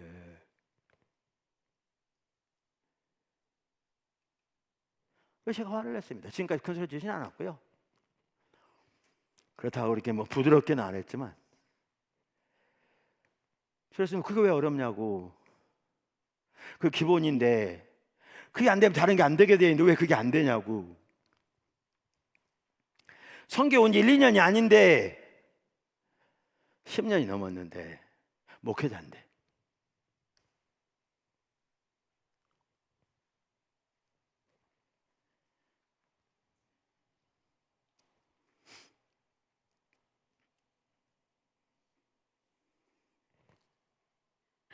같이 훈련시키시더라고요. 근데 돌이켜보면 왜 같이 가게 돼 있어요. 그게 같이 가게 돼 있어요. 저도 이렇게 훈련시켜지 않아도 훈련시키셨고,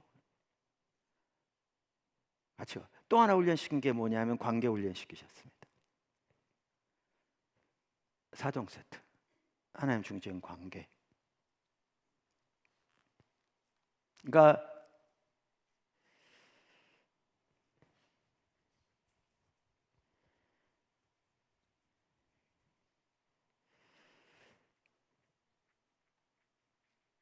제가 과거에도 우리 포도랑 함께 한 스텝이 있었어요. 지금 얘기하면 여러분 알 사람 많은데 제가 뭐 비방하려고 그런 건 아니니까 대부분 모를 거예요. 그분은 미국에서도 공부해서 했고요. 미국 대학원도 나왔어요. 우리 스텝을 했었어요. 그뿐만 아니라 저는 미국에 있을 때 그런 학교가 있는지 몰랐는데 그분은 그 신학대학원에서 MD를 했을 뿐만 아니라 요즘 많이 알려져 있대 한국에 중보기도 하고 뭐 찬양 학교 하는 그 어떤 학교가 있더라. 거기도 나왔어요. 그리고 알고 보니까 미국을 공부하기 전에도 한국에서 꽤 이렇게 알려지게 찬양 인도도 했더라고요. 근데 뭐가 안 되냐면 이 찬양을 통해서 하나님을 바라보고 하나님께만 온 마음으로 주님을 이렇게 찬양하고 경배하면서 그럼 당장 그게 올바로 되면 뭐가 되게 돼 있냐면 성령 임재하시게 돼 있어요. 성령 임재하시게 돼 있다니까요. 하나님 얼굴을 구하면 하나님 오시겠다고 그랬잖아요. 성령들 하나님 임재하시게 돼 있어요. 하세요. 그럼 성령님께 오시면 그럼 이제 성령과 교통이 이루어지는 거예요. 찬양하는 중에. 그러면서 자기가 준비한 대로 리사이트를 하는 게 아니라 이 성령님과의 교제 가운데서 그분의 인도를 따라가는 거예요. 그분의 인도를 따라서 가요. 그러면 그 본인이 그렇게 하나님의 임재 가운데 나가기 때문에 예배 가운데 하나님 성령 매우 함께 하세요. 성도들이 하나님 만나고 하나님을 경험하고 뭐 오늘 이기수 목사님께서 오전에 예배 핵심 하나가 만남이 이루어져요. 성경 명확해요. 만남이 이루어져요. 근데 이분은 아까도 말했는데 공부는 그렇게 많이 이게 안 되는 거예요.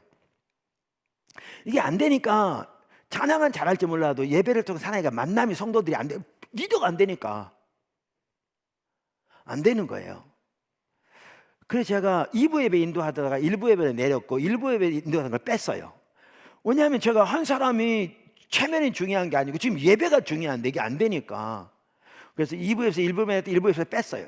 빼고 그 자리를 젊은이들을 앉혔는데 젊은이들이 하고 있잖아요. 오히려 매우 놀랍게. 근데 제가 그분한테 그랬어요. 목사님은 요 부분 하면 되면 된다 이제. 왜냐하면 공부도 했고 배운 것도 어느 정도 있고, 그러니까 이 부분이 진짜로 되어져서 하나님과 교제가 되어지고 성령의 인도를 따르는 게 되어지고 성령의 교제가 되어지면 목사님은 된다. 이거만 하면 된다. 여기서 자라나야 한다. 근데 그분은 제 말을 그냥 안 듣고 그냥 미국으로 공부한다고 갔어요.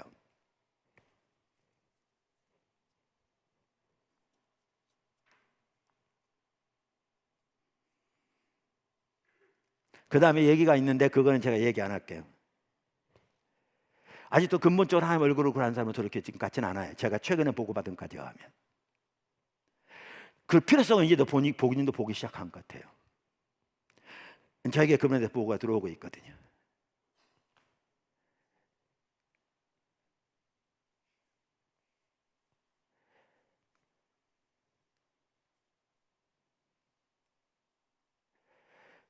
그러니까 이게 하나님 얼굴을 구하는 사람이 가장 핵심이고 그 다음에 하나님께 대한 참다운 하나님 중심적인 예배 핵심이고 그 다음에 하나님 얼굴을 구하는 기도 이게 같이 간다고요.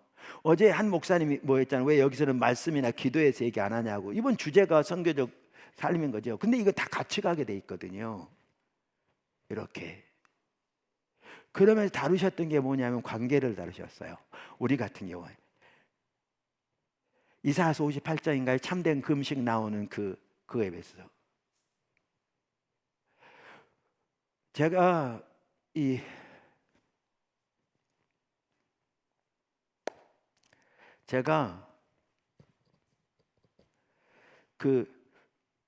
우리나라는요 관계가 정말 심각하게 무너져 있는 거 아시죠? 안 믿는 사람들은 관계 틀어졌다고 술 먹고 푸는데 믿는 사람들은 그것도 없어가지고 한번 관계 틀으면 이래가지고 그리고 교회마다 목회자와 성도, 성도와 성도 사이 관계가 안 무너지는 교회가 거의 없을 만큼 심각해요. 저도 관계 때문에 전쟁 3번 치렀어요. 처음 교회에서 1번, 포도나무 2번, 포도나무끼 초기에. 그래서 교회 인연이 거의 없어질 뻔했어요. 그러면서 하나님께서 관계를 어떻게 하나님 중심 해가신지 가르쳐 가셨어요. 이걸 4개를 4종 세트로 다루셨어요. 제가 김소구 선교사님 가끔 얘기하잖아요. 지금 밴쿠버 쳐서 여기 사역자로 교회하게 섬기고 있잖아요.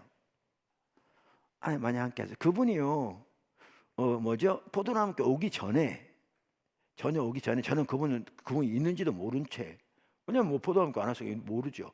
그분이 결국 여러분 들으셔서 결국 어떤 분은 소개로 누구보다 열심히 신앙생활 했었는데 그렇게 전도하는 사람들이 근본적으로 성경이 말하는 대로 신앙생활 안 하는 걸 보고 이것 때문에 내가 전도했나 싶으니까 나 더 이상 전도 안 하겠다. 그런 마음과 회의 가운데 있을 때 누가 제 설교 들어보라고 해서 듣고 이제 그때부터 막 보이기 시작한 거잖아요. 그래서 뭐 얼마나 자기 율법주의에 빠졌는지 그러면서 막 주님 찾기 시작한 거잖아요. 그러면서 이렇게 주님이 세워 가신 거잖아요. 그러다가 나중에 포도나무 교회 왔거든요. 그분이 포도나무 교회 와서 하나님이 집중도 세워 가신 한 가지가 뭐인지 아세요? 관계를 세우셨어요. 예배를 세우시고. 이분은 음악을 전공한 분이에요. 저는 몰라요. 오래돼서 기억이 안 나는데 그분이 지난번에 간증하는데 들으니까 이제 그랬었지 생각나더라고요. 뭐냐 하면 그 찬양팀에 이제 섰어요. 근데 이분은 음악을 전공한 분이잖아요. 음악을 전공한 분인데 하다 보면 자꾸 이 팀하고 삑살이 나는 거예요. 여긴 이렇게 가는데 자기만 이렇게 가는 거죠. 그때 그 리더가 그렇게 얘기를 했대요. 그걸 얘기해 주더라고요. 성령의 인도를 따르세요. 그러니까 보세요. 이게 뭘 의미하냐면요. 간단한 얘기 같지만 제가 보기엔 아주 잘 말한 거거든요. 그 리더가 지금 어떻게 하고 있다는 얘기예요. 미리 연습한 대로 짜가지고 그거 리사이트를 하고 있다는 얘기가 아닌 거예요.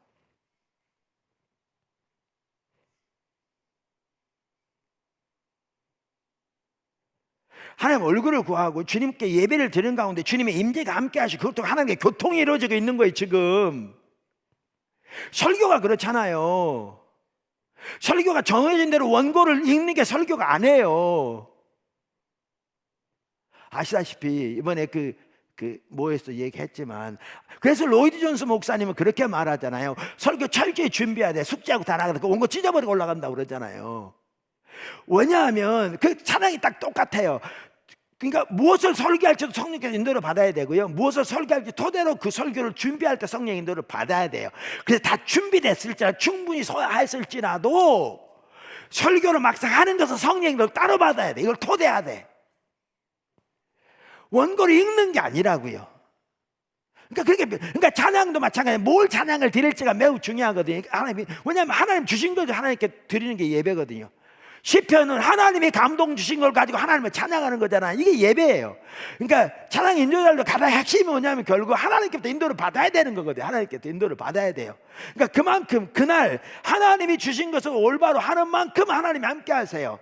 설교도 마찬가지예요. 주님이 원하신 걸 정확하게 전하려고 준비되는 만큼 주님이 함께 하세요.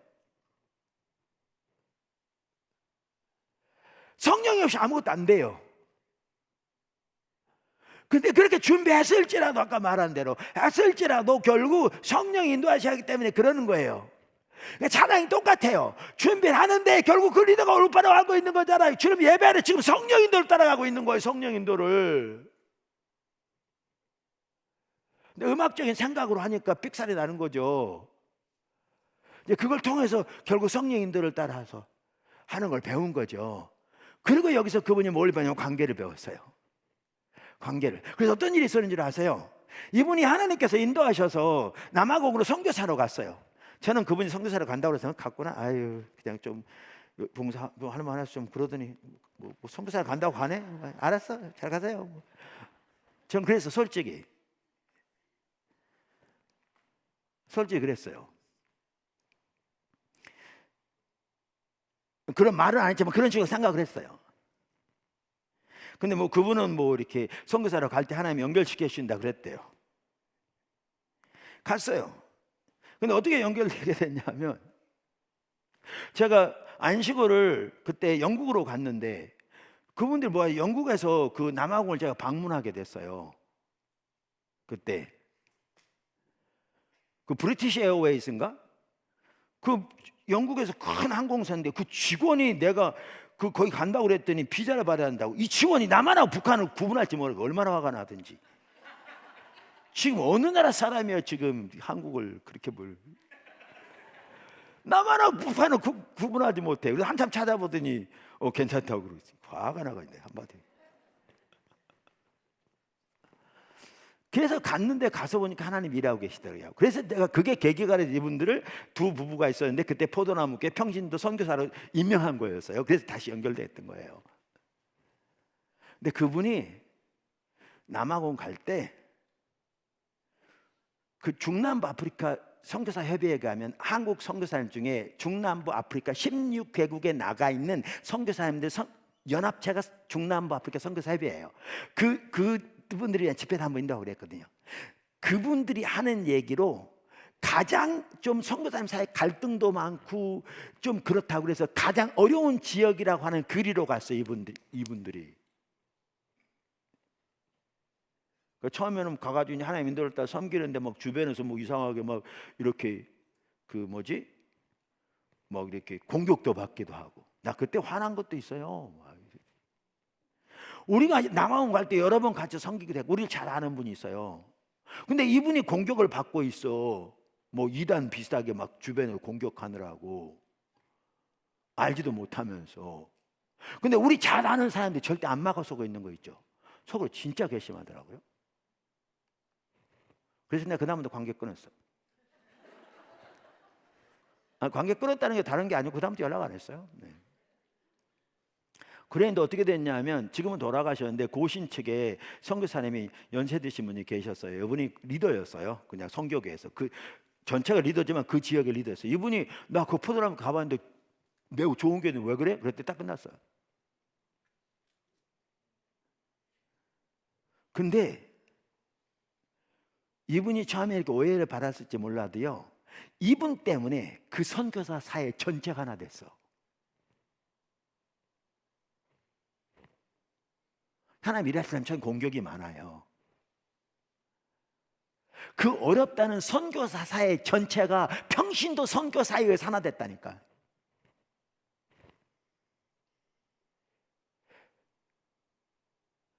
왜요? 십자가 복음의 삶 하나님 얼굴을 구할 뿐만 아니라 예배를 통해서 임재가 되어지고 그렇게 기도. 이 보세요. 그분 이게 여러분 기도 알아요. 알아. 그렇게 아까 제가 선지자들 기도 얘기했죠. 제가 오늘 아까 이거 나누려고 했는데 잘 안 됐어요. 그래서 제가 버벅거렸잖아요. 예. 저 온 거 준비돼 있어요. 나름대로 하려면 다. 근데 준비가 안 돼서 그냥 올라온 거예요. 뭐가 좀 아닌 것 같아서. 그래서 쉽게 가자 그런 거예요. 예. 그거는 나중에 잘 나오면 보시면 되고 다음 주에 뭐 얼마큼 할지 몰라도 아마 이 얘기 하게 하실지 모르겠어요. 그래서 잘 모르겠고 그분이요 거기 가 있을 때도 한국의 교회를 이야기하면 눈에서 눈물이 글썽글썽해. 이게 뭘 의미하는 줄 아세요? 오늘날 교회 상태를 보고 기도하고 있다는 얘기예요.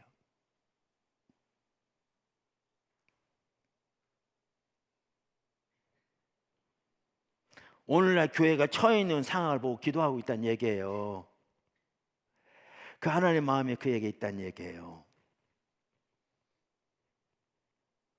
그 당시에 하나님의 얼굴 구하며 십자가 복음의 삶을 살기를 추구하고 그렇게 예배를 통해서 주님 예배하고 그렇게 기도하니까 교회 얘기만 나오면 눈에서 눈물이 글썽하다니까요.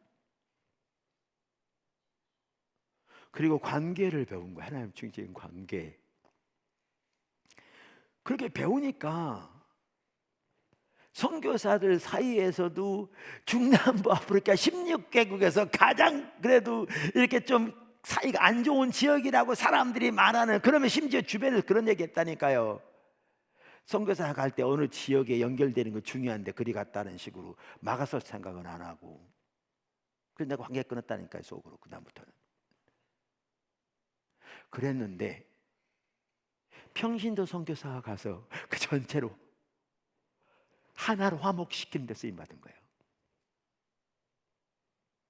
그러니까 그분이 거기 있을 때 하나로 모여서 기도회도 하고요.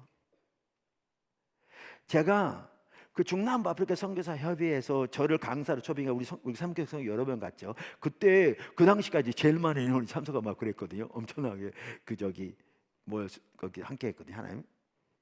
그때 그 중남부 아프리카 선교사 협의회 회장인 분이, 그분은 순복음 목사님이시고 나이도 이분보다 훨씬 많고요. 목사님이고요. 선교사람한테 20년 이상 했던 분이에요. 그러니까 이분은 평신도고 나이도 적고 몇 년 안 됐고, 이분은 같은 도시 살았거든요.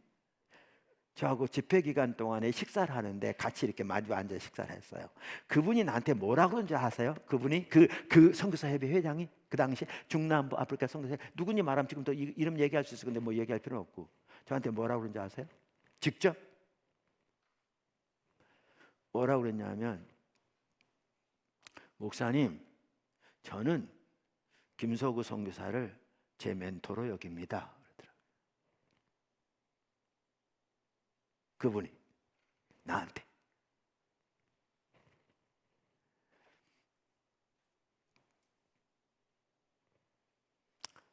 저 개인적으로 볼 때도요, 이 네 종 세트를 같이 훈련시키시더라고요.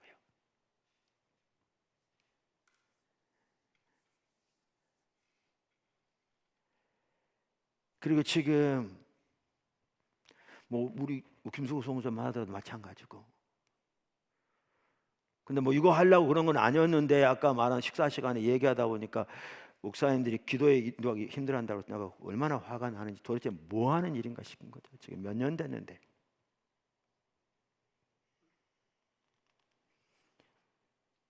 저 사실 힘듭니다. 예, 힘들어요. 이게 저 때문에 힘들어요. 예, 그래서 기도가 많이 필요합니다. 기도해 주세요. 내 코가 석자고요. 하나는. 두 번째는 왜 힘드냐? 첫날도 말했듯이 좀 강하게 얘기하면 내가 너무 심하게 얘기했나 싶어서 되게 힘들고요. 또 가만히 있자니 힘들고요. 최근에 저한테 어떤 분이, 저를 잘 아는 분이, 그분이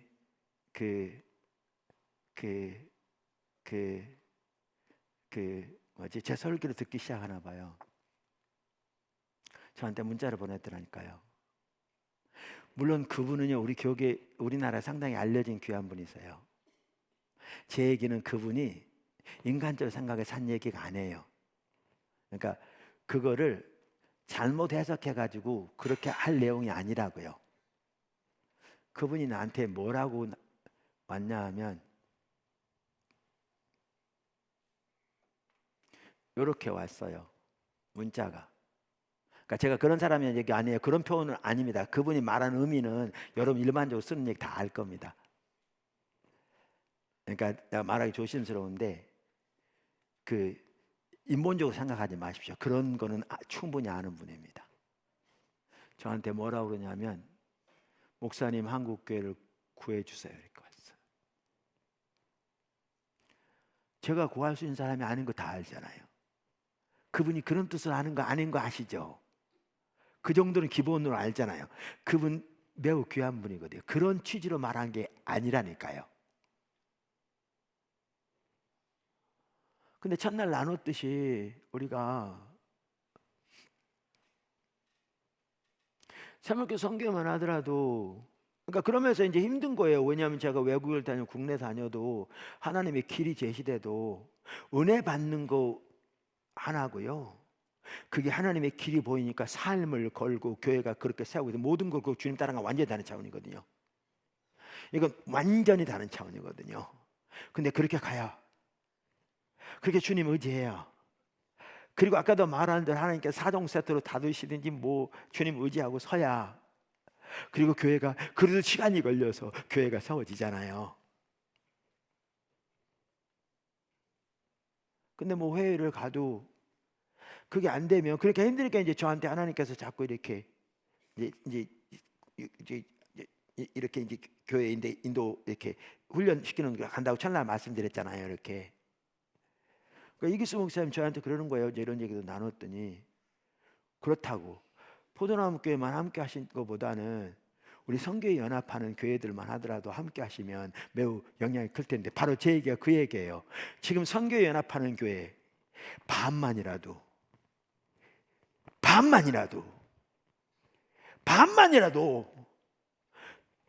숫자는 다를지 모르지만 이기수 목사님이 얘기하시고 우리가 얘기한 것처럼 교회에서 그렇게 하나님 일하신다면 얼마나 달라질 텐데, 우리 현실이 지금 어떠냐고요. 그러니까 힘든 겁니다. 말 안 하자니 힘들고요, 말하자니 힘듭니다. 정말 힘듭니다. 말해놓고 가서 후회하고. 보시라고 여러분, 교회들 어떻게 하고 있는지. 뭐 하고 있냐고 지금까지. 지금 몇 년 됐는데 그래놓고 기도에 인도하는 게 힘들다고 지금 몇 년 돼 이런 소리를 하고 있으니 그게 뭐냐고요 도대체.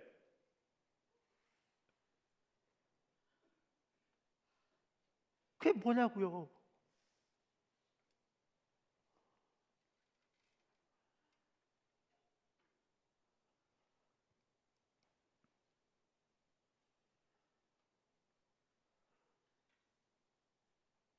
그러니까 힘듭니다. 첫날로 얘기해놓고 여러분 몰랐을지 몰라도 제가 되게 힘들었다니까 가서. 그래서 둘째 날 제가 사과했잖아요. 그래서 힘들면 저는 쟤한테 말한다니까요. 여보, 내가 잘못했나 얘기하고 그런다니까요. 근데 안 하면 안 한 대로 힘들어요. 이런 상태인데요.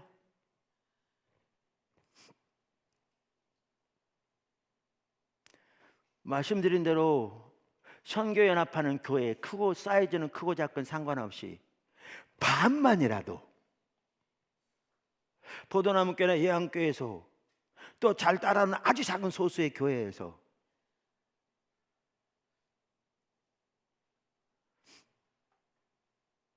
하나님께서 함께 하시는 것처럼 숫자는 하나님이 늘리셔야 돼요.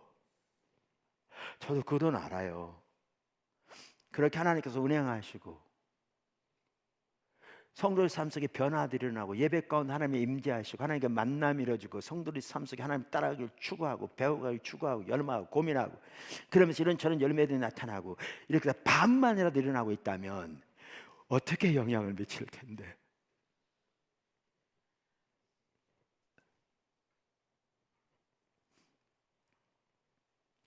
근데 너무너무 기본적인 일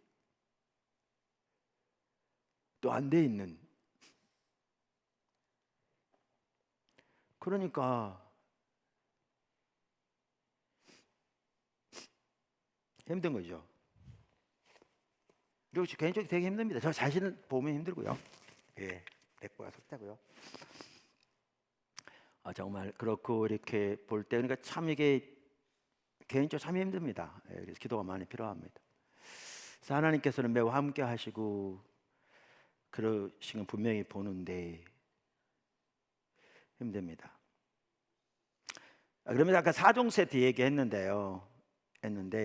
저 같은 게 보니까 4종 세트를 하셨더라고요. 그러니까 성경에서 4종 세트로 가냐 그건 모르겠어요. 그건 모르겠는데 저는 그렇게 인도하셨어요. 분명한 한 가지는 십자가 복음의 삶, 그 하나님 얼굴 구하는 거 성경에 분명히 말하고 있고요. 그것이 예배와 같이 간다고 성경에 분명히 말하고 있어요. 당연히. 그러니까 관계도 맞을 것 같아요. 왜냐하면 하나님의 관계, 사람과의 관계는 둘이 분리되지 않잖아요. 이거 분리되지 않아요. 그러니까 하나님 올바로 찾으면 사람과 관계 올바로 안 되고 어떻게 그게 가능해요? 근데 우리나라는 관계가 너무나 심각하게 무너져 있으니까 이건 목회자 사이도 전혀 예의 아니잖아요. 이게 무너져 있는데 이게 올바로 안 되고 어떻게 하나님 올바로 찾겠냐고요. 그러니까 그건 영적으로 봐도 명확한 거고, 특별히 이사야서 58장 하나님의 부흥이 예비되려면 정확하게 그게 다뤄져야 되거든요. 후욕과 판단이 끊어지고 상대방을 사랑으로 섬기고 돌보는 게 같이 가야 되고, 이게 정확하게 같이 가게 돼 있어요. 이사야서 58장. 성경을 봐도 명확하고요. 그러면서 이제 그 관계에 대해서 가르치는데 제가 이 부분을 이렇게 쭉 정리하다 보니까 뭐냐 하면 십자가 복음의, 그러니까 죄송합니다, 십자가 방식, 이 방식으로 하되 이게 사랑의 섬김의 방식이고 아까 말한 약함의 방식이거든요. 제가 약함의 방식 좀 시간이 걸릴 것 같아 그냥 막 넘어가느라고 그랬는데 과거에도 설교 몇 번 한 적이 있어서 그리고 필요하시면 책 보시고요. 그 약함의 방식 이게 그 아까 말한 산상수훈에 나오는 그 자세하고도 당연히 연결되고요. 그리고 우리 그 이방 나라에서 소수민으로서의 우리의 정체성을 회복하는 것과 연결됩니다. 이게 돼야 그 삶을 살 수 있거든요. 근데 이게 대반전의 길입니다. 이게 그러니까 정말 우리 모두가 배워야 합니다. 이 부분은 이제 나중에 좀 더 상세히 설명해서 이걸 끌어가야 될 텐데 지금 우리가 좀 더 전체적으로 좀 다루려고 하고 있는데 근데 이제 이걸 보면서 말씀드린 대로 뭐냐 하면 관계를 하나님께 가르치셨던 부분이 여기에도 적용되더라고요. 여기 적용되더라고요. 그러니까 아까 말씀은 제가 첫 번째 교회에서 두 번 포도나무교회 초기에 한 번 그래서 세 번 관계를 통해 전쟁했습니다. 그러면서 이제 마귀의 수법이 보이더라고요. 그러면서 그 영향력을 끊고 돌이키면 지금까지는 이제 교회 전체적으로 그게 끊어져 있습니다. 아직 틈타지 못하고 있고 계속 기도해야죠. 물론 이제 부분적으로 한두 성도 사이 이런 건 있지만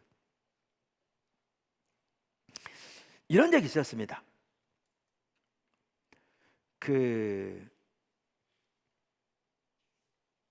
그러니까 제가 그 교회 우리 포도나무 초기에 있었던 얘기 가끔 하거든요. 여러분들 들어보셨을 겁니다. 한두 번.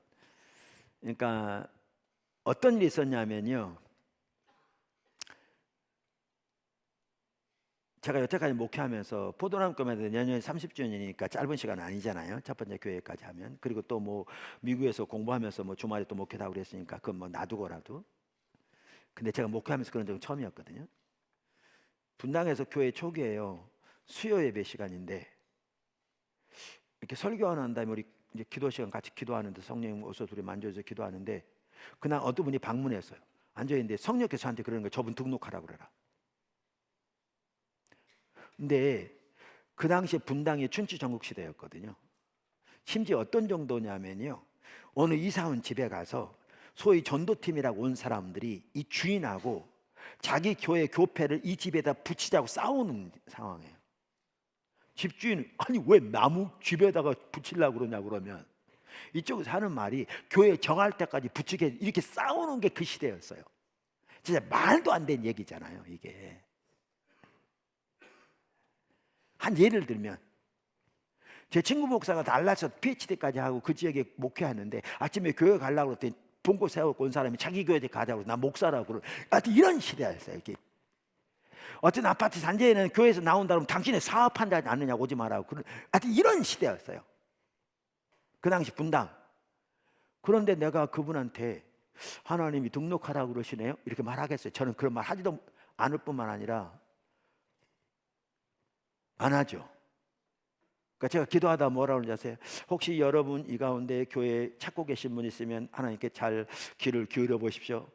그렇게 기도해요. 근데 주님의 기도 못 끝나게 하시는 거예요. 이렇게 돌리고 저렇게 돌리고 이렇게 못 그래서 몇 분 동안 기도한 줄 아세요? 30분. 웃기죠? 제가 30분 동안 그렇게 기도했어요. 이렇게 기도하고 저렇게 기도하고 근데 주님 못 끝나게 하시는 거예요. 나중에는요 더 이상 안 되겠어서 하나님 뜻이 이루어지길 예수님이 기도합니다. 예수님이 기도하면 끝내버렸어. 30분 동안 그런다. 그랬더니 그분이 집에 간 다음에 전화를 한 거예요. 교회로. 그래서 무슨 놈의 교회가 이런 놈의 교회가 있네요. 그래서 제가 이제 설명할 수 있었어요. 사실 이랬다. 그랬더니 그분이 안 그래도 등록하러 왔대요. 그래서 그분이 등록을 했어. 근데 어떤 일이 있었는 줄 아세요? 그분이 장로님 아들이에요. 제 아내는 장로님이란 그 부분에 대해서 얼마나 장로님이 소중해요. 제 아내 입장에서 더욱더 그런 마음이 있으니까요. 그래가지고 이분을 매우 소중히 여기는 거예요. 근데 그분은 열정은 뛰어난데 상처가 많은가 봐요. 모든 걸 그냥 액면 그대로 안 받아요. 내가 아라고 그러면 그분은 어라고 받더라고요. 이상하게. 그리고 다른 성도들은 주일날 낮에 나오는데 이분은 가까운데 새벽 예배고 뭐고 모든 예배에 참석해요. 그럼 제가 설교하면서 얘기하면서 알아 그러면 그분은 얼어들어서 모든 분들에게 다 전화하는 거예요. 목사가 어라고 그랬다고.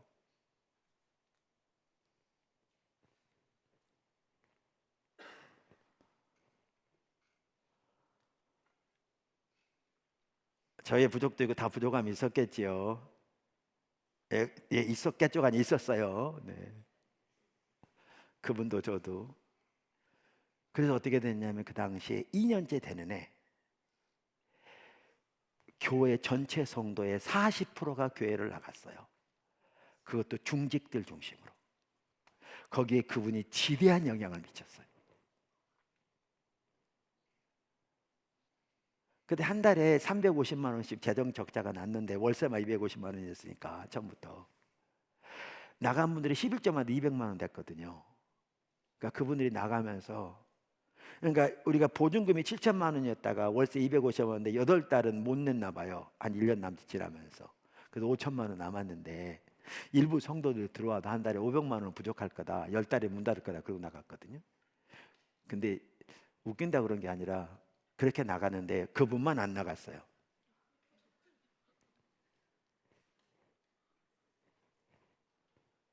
그분만 교회를 안 나갔어요.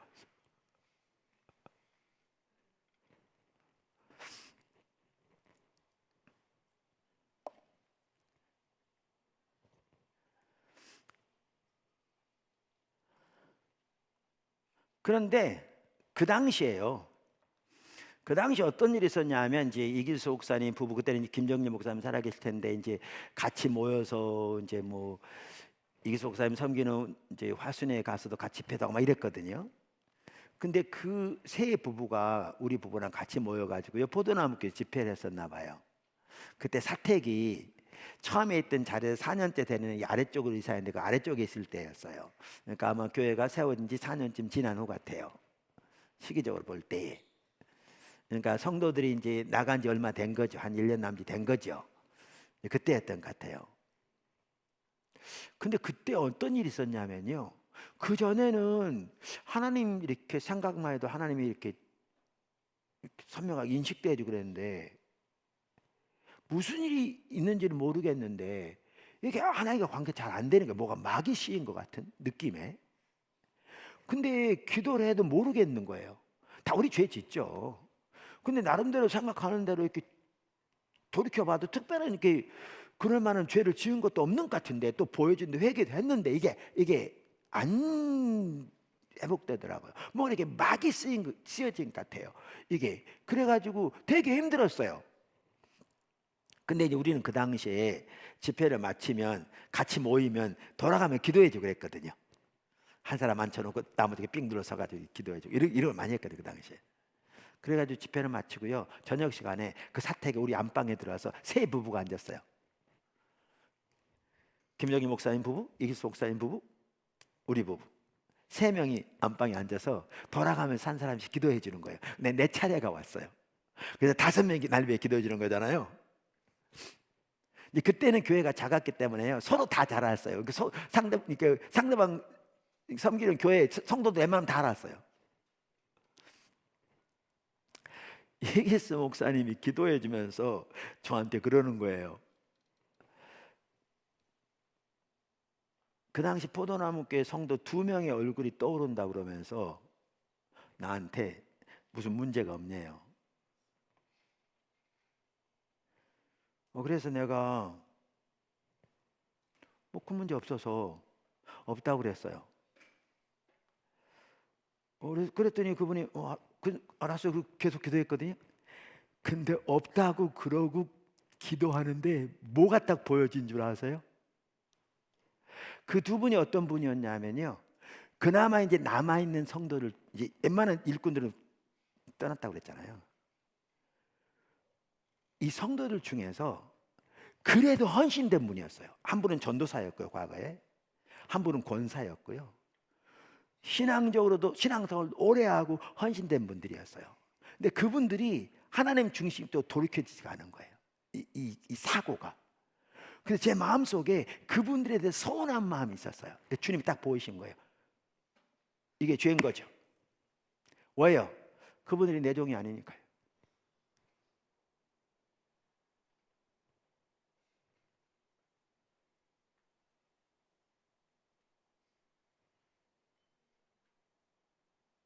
그분들이 내 종이 아니잖아요. 하나님의 종이지. 그래서 딱 보여주니까 나누고 어떻게 했냐면요, 이 서운한 마음을 품는 자체가 죄인 거예요. 아까도 말한 대로 그게 이제 관계에 매우 이렇게 아주 예민한 아주 그 죄잖아요. 하나 배우게 하고요. 두 번째는 제가 그래서 정리해 놨어요. 그거 어떻게, 이게 아주 관계 매우 중요한 부분이거든요. 이렇게 정리한 거예요. 그러니까 제가 먼저 그럼 설명부터 할게요. 회개하고요, 그 죄를 상대방은 하나님께 맡기고요. 그리고 나는,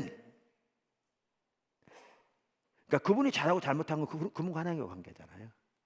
하나님께 맡기고 나는 내가 할 부분에 대해서, 그분에 대해서 내가 할 부분을 최대한, 우선 그 전에 그분에 대해서 매우 좋은 마음을 가지고 내가 할 부분을 최대한 하는 거예요. 그렇게 돌이켰더니 순식간에 그 막이 거치는 것 같더라고요. 자, 아까 보실래요? 아까 다 그렇게 해서 원인을 제공한 분이 있었는데 다 나가고 9분만 남았다고 그랬잖아요. 어떻게 할게요? 제가 절대 쉽지 않았죠. 어떻게 할게요? 이럴 때요, 친절해야 되잖아요. 많이 웃어요. 네. 그분 하나님께 맡겨요.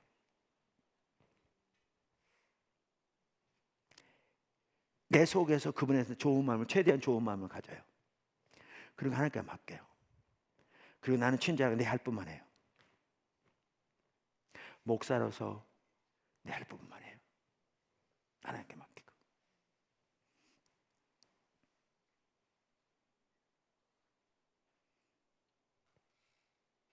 그로부터 한참 지났는데 한 번은 그분이 저한테 교회를 찾아왔더라고요. 목사님, 제가 잘못한 거 아시죠? 이분이요, 열정이 뛰어나요. 남편이 예수님 안 믿고요. 둘 다 부산 분인데 이상하게 저는 사기를 쳐도 부산 사람들은 사기당했어요. 저 부산 좋아합니다, 되게. 네. 오해하지 마십시오. 네. 근데 뭐지? 그 남편이 부산에 내려가는데 보통 때는 이분이 하나님에 대한 헌신이 뛰어나서 절대 주일날 빼고 가고 그러지 않아요. 헌신이 뛰어나요. 근데 상처가 있으니까 그렇게 나오더라고요. 근데 참 이거예요. 저는 제 아내는 그 중심에 하나님에 대한 헌신인 게 보여요. 이게 제 아내가 좀 뛰어나거든요. 근데 저는 그게 안 보여. 그분이 하는 모습만 보여. 그렇지, 제 아내는 그 안에서 하나님께 대한 헌신을 봐요. 근데 뭐 저는 그게 안 보여도 그냥 하나님 말씀에 그러니까 그냥 그렇게 해요. 맡기고. 근데 남편이 주일날 교회 저기 시골 간다고 그러는데 저 부산 분들은 시골이라고 그러면 되게 싫어하죠. 네, 부산 간다고 그러는데 서울 사람들은 부산도 시골이라고 그래서 문제. 저는 서울 사람 아니지, 서울에 오래 살아가지고 습관적으로 나올 때가 많아. 죄송합니다. 네. 간다고 그러는데 마음이 너무 불안한 거예요. 그래서 그 다음날 계속 기도하고 그 다음날 같이 내려간 거예요. 보통 때 절대 안 그럴 분이 같이 내려간 거예요. 가면서 계속 기도했죠, 옆에서. 근데 내가 듣기로는 대구 근처에쯤 갔을 때 이게 고속도로, 이게 그 도로 공사하고 있는 바람에 중앙선이 이게 좀 없었나 봐요. 그래서 상대방 차가 넘어가 정면 충돌해 버렸어요. 그래서 차가 완전히 그냥 폐차 시켰어요. 근데 사람은 안 다쳤어요. 그래가지고 이제 차 이렇게 끌고 가서 이제 경찰서에 조서를 꾸미는 거죠. 남편 안에서 조서 꾸미는데 밖에서 있는데 하나님 성령이 그러시더래요. 내가 너 죽일 수도 있었어. 그분 얘기에 저한테 와서 한 얘기죠. 너 일본 목사한테가 잘못했다고 용서 구해. 그래서 찾아왔어요. 목사님도 잘못한 거 아시죠? 뭐 그러면서. 그래서 이제 용서 이제 선포하고 축복하고 그랬는데요. 그러니까 이런 그 뭐라 그럴까 과정을 통해서 관계에 있어서 심지어 상대방에 대해서 서운한 마음 품는 것까지도 죄인 걸 밝히신 거예요. 그분은 우리 종이 아니잖아요. 그리고 상대방은 하나님께 맡기고 나는 상대방에서 최대한 좋은 마음을 가지고 내 할 부분은 신실하게 하는 거예요. 목사가 성도에게 하든지 남편이 아내에게 하든지 아내가 남편에게 하든지 자녀가 부모에게 하든지 부모가 자녀에게 하든지 똑같이 그걸 가르치셨어요. 이게 관계의 핵심이에요. 아까 말한 그 성도요, 그 남편 어떻게 섬긴 줄 아세요? 그렇게 섬긴 거예요. 남편 하나님께 맡기고 자기 남편이지만 자기 소유는 아니잖아요. 하나님께 맡기고 자신은 상대방한테 최대한 좋은 마음을 가지고 아내로서의 남편에게 해야 할 이 일은 신실하게 한 거예요. 그랬더니 하나님이 역사하셔가지고 완전히 남편을 그냥 뒤집어 놓으신 거죠. 놀라운 승리를 거둔 거예요. 그러니까 동대교회 성도들은 그분을 잘 알거든요. 그 가정이 어떤 분인가 알아요. 그 자체가 얼마나 기적인가 그분들 알거든요. 그래가지고 김정일 목사님이 초대하셔가지고 저녁 예배 시간인가 얘기 나누는데 나중에 얘기 듣고 보니까 서로 나와서 끌고 막 울고 난리가 났대요. 근데 이게 선교적 삶을 살 때 직장에서든 비즈니스에서든 똑같이 이렇게 해야 되는 거죠. 이게 십자가 방식인 거죠. 이게 교회에서뿐만 아니라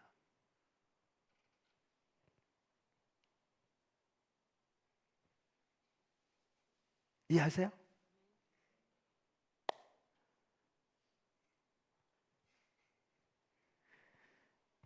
그래서 그리고 사실 초대교회는 그렇게 한 거잖아요. 그래서 십자가 방식인데 제가 아까 이렇게 표현한 거예요. 십자가 방식을 좀 더 이렇게 나중에 제가 기회 되면 설명할게요. 오늘 제가 상세하게 하기 사실 그런 마음을 안 주셨어요. 저는 이렇게 설교할 때 아까 다른 부분 나누게 하셨나 봐요. 돌이켜 보면 설교할 때 어떤 부분 준비돼도 하나님이 함께하지 않으면 꼭 뭐같이 느껴지냐면 이렇게 풍선에 바람 빠진 것처럼 구멍 난 것처럼 느껴지거든요. 그래서 제가 사실 아까 그렇게 시작한 거였거든요. 네, 그런 과정을 통해 주님이 나누게 하신 것 같아요. 보면. 네, 근데 그러면서 이렇게 십자가 방식인데 그거를 이렇게 5가지로 보면 올바로 알겠다 싶은 거예요. 하나가 십자가와 부활이 우리의 준거 기준이 되는 삶을 설명드렸고, 십자가 방식은 사랑의 방식이다. 이걸 루터가 누구보다 많이 강조했던 일터 사역에서도. 십자가 방식은 약합의 방식이에요. 이게 사실 너무 중요해요. 이게 진짜 중요합니다. 이게 너무나 가려져 있습니다. 왜냐하면 세상은 강함을 추구하는데 오늘날 교회가 강함을 추구하거든요. 하나님을 빙자해서 강함을 추구해요. 정말 심각하게. 그래서 이건 좀 이게 다룰 게 많아요. 그래서 그냥 오늘 간단히 넘어갔고요. 근데 아까 말한 리처드 보컨만 하더라도 정확하게 똑같이 얘기했더라고요. 근데 저는 고린도 후서에서 그걸 보고 고린도 전서도 꽤 나와요. 그러면서 사도 바울이 그러죠. 고린도 교회 너희가 받은 게 아무것도 없는데 이렇게 받지 않은 것처럼 행동하냐. 그때 마음이 높아진 거죠. 그러면서 이제 리처드 보컨은 다른 각도에서 똑같은 얘기를 하고 그리고 이제 그 대반전의 길이다. 여러분도 살펴볼 부분이 많아요. 이건 특별히 팀 켈러가 잘 그의 책을 정리하고 부활을 입다라는 책에 보면 잘 정리하고 있거든요. 그리고 이제 여기에 같이 가야 될 게 말씀드린 대로 그거예요. 십자가 방식은 하나님 중심적인 관계에 의한 삶. 뭐라고 표현할지 제가 모르겠다는 거예요. 근데 이게 매우 중요해요. 이렇게 될 때 주님이 하세요. 근데 요게 교회에서뿐만 아니라 가정에서뿐만 아니라 이렇게 하면서 많은 가정도 회복된 거 우리 많이 보거든요, 교회에서. 근데 그것뿐만 아니라 이게 일터에서도 그대로 적용될 것 같고요. 이게 비즈니스도 그대로 적용될 것 같고요. 이게 우리 선교 전체에서. 그래서 그렇게 우리가 이렇게 하나님의 길을 잘 배워갔으면 좋겠습니다. 할렐루야. 제가 사실 시간 되면 미시오 데이가 어떻게 나오게 되었는지, 그리고 그 미시오 데이가 어떻게 성경 이야기가 그 중심에 있는지, 그리고 그것이 오늘날 어떻게 선교적 성경 해석학뿐만 아니라 우리 신학 교육만 하더라도 그렇게 선교적 관점에서 우리 신학 교육을 어떻게 나가야 될지 이런 부분도 사실 좀 더 나누기를 원했는데 나눌 시간이 없을 것 같고요. 아까 우리 지금 마이클 고인 중심으로 신학교만 하더라도 이렇게 선교적 성경 해석학 관점에서, 그리고 그러한 선교가 중심이 되어진 가운데 신학교육, 그 선교적 교회를 세우는 이렇게 되도록 사실은 거의 시범적으로 시도하고 있거든요, 미국에서. 그러한 그 학교가 있어서 우리가 새물결 신학원을 제가 좀 더 여기 교회에 좀 더 많이 있기를 원하시는 것 같아서, 그래서 이제 더 그러면 커리큘럼도 좀 더 이렇게 조정하고, 그래서 제가 김명호 목사님에게 거기에 이제, 왜냐면 홈페이지에는 그런 부분 자세히는 안 나와 있거든요. 좀 연락하라고 해도 홈페이지에 없어서 아마 마이클 고인 박사에게 직접 연락했나 봐요. 그래서 아까 저한테 거기서 답이 왔다고 책들 커리큘럼들 쭉 이렇게 보내준 걸 받아 제가 아직 열어보지 못해 보아갖고, 마이클 고인 박사가 내년 4월에 한국에 온다고 그러더라고요. 그리고 우리 컨퍼런스 기간이라 이렇게 혹시 한번 초청해서 특강도 들을 수 있으면 어떻겠냐고 그래서 그렇게 추진해 보라고 그랬어요. 그래서 지금 선교적 교회에서 앞장선 분 중에 한 분이 마이클 고인이거든요. 지금 보면 책들마다 최근에 많이 그 부분 더 누구보다 쓰고 있고요. 그래서 하여튼 그러고 있습니다. 근데 아까 결국 십자가 성령이고 그래서 성령과 선교뿐만 아니라 결국 십자가와 십자가 선교, 십자가 방식, 우리 모두가 반드시 살아야 할 삶입니다. 오늘 사실 얘기 나누다 보니까 4종 세트 얘기하고 우리가 어떻게 서야 할지 나누게 되어서 계획하지 않았던 부분들을 많이 나누게 되었는데, 우리 현주소가 그렇습니다. 하나님 너무나 많이 함께 하시고 강력하게 역사하시고 인도하고 계시는데 우리가 그렇게 좀 잘 따라갔으면 좋겠습니다. 기도하겠습니다.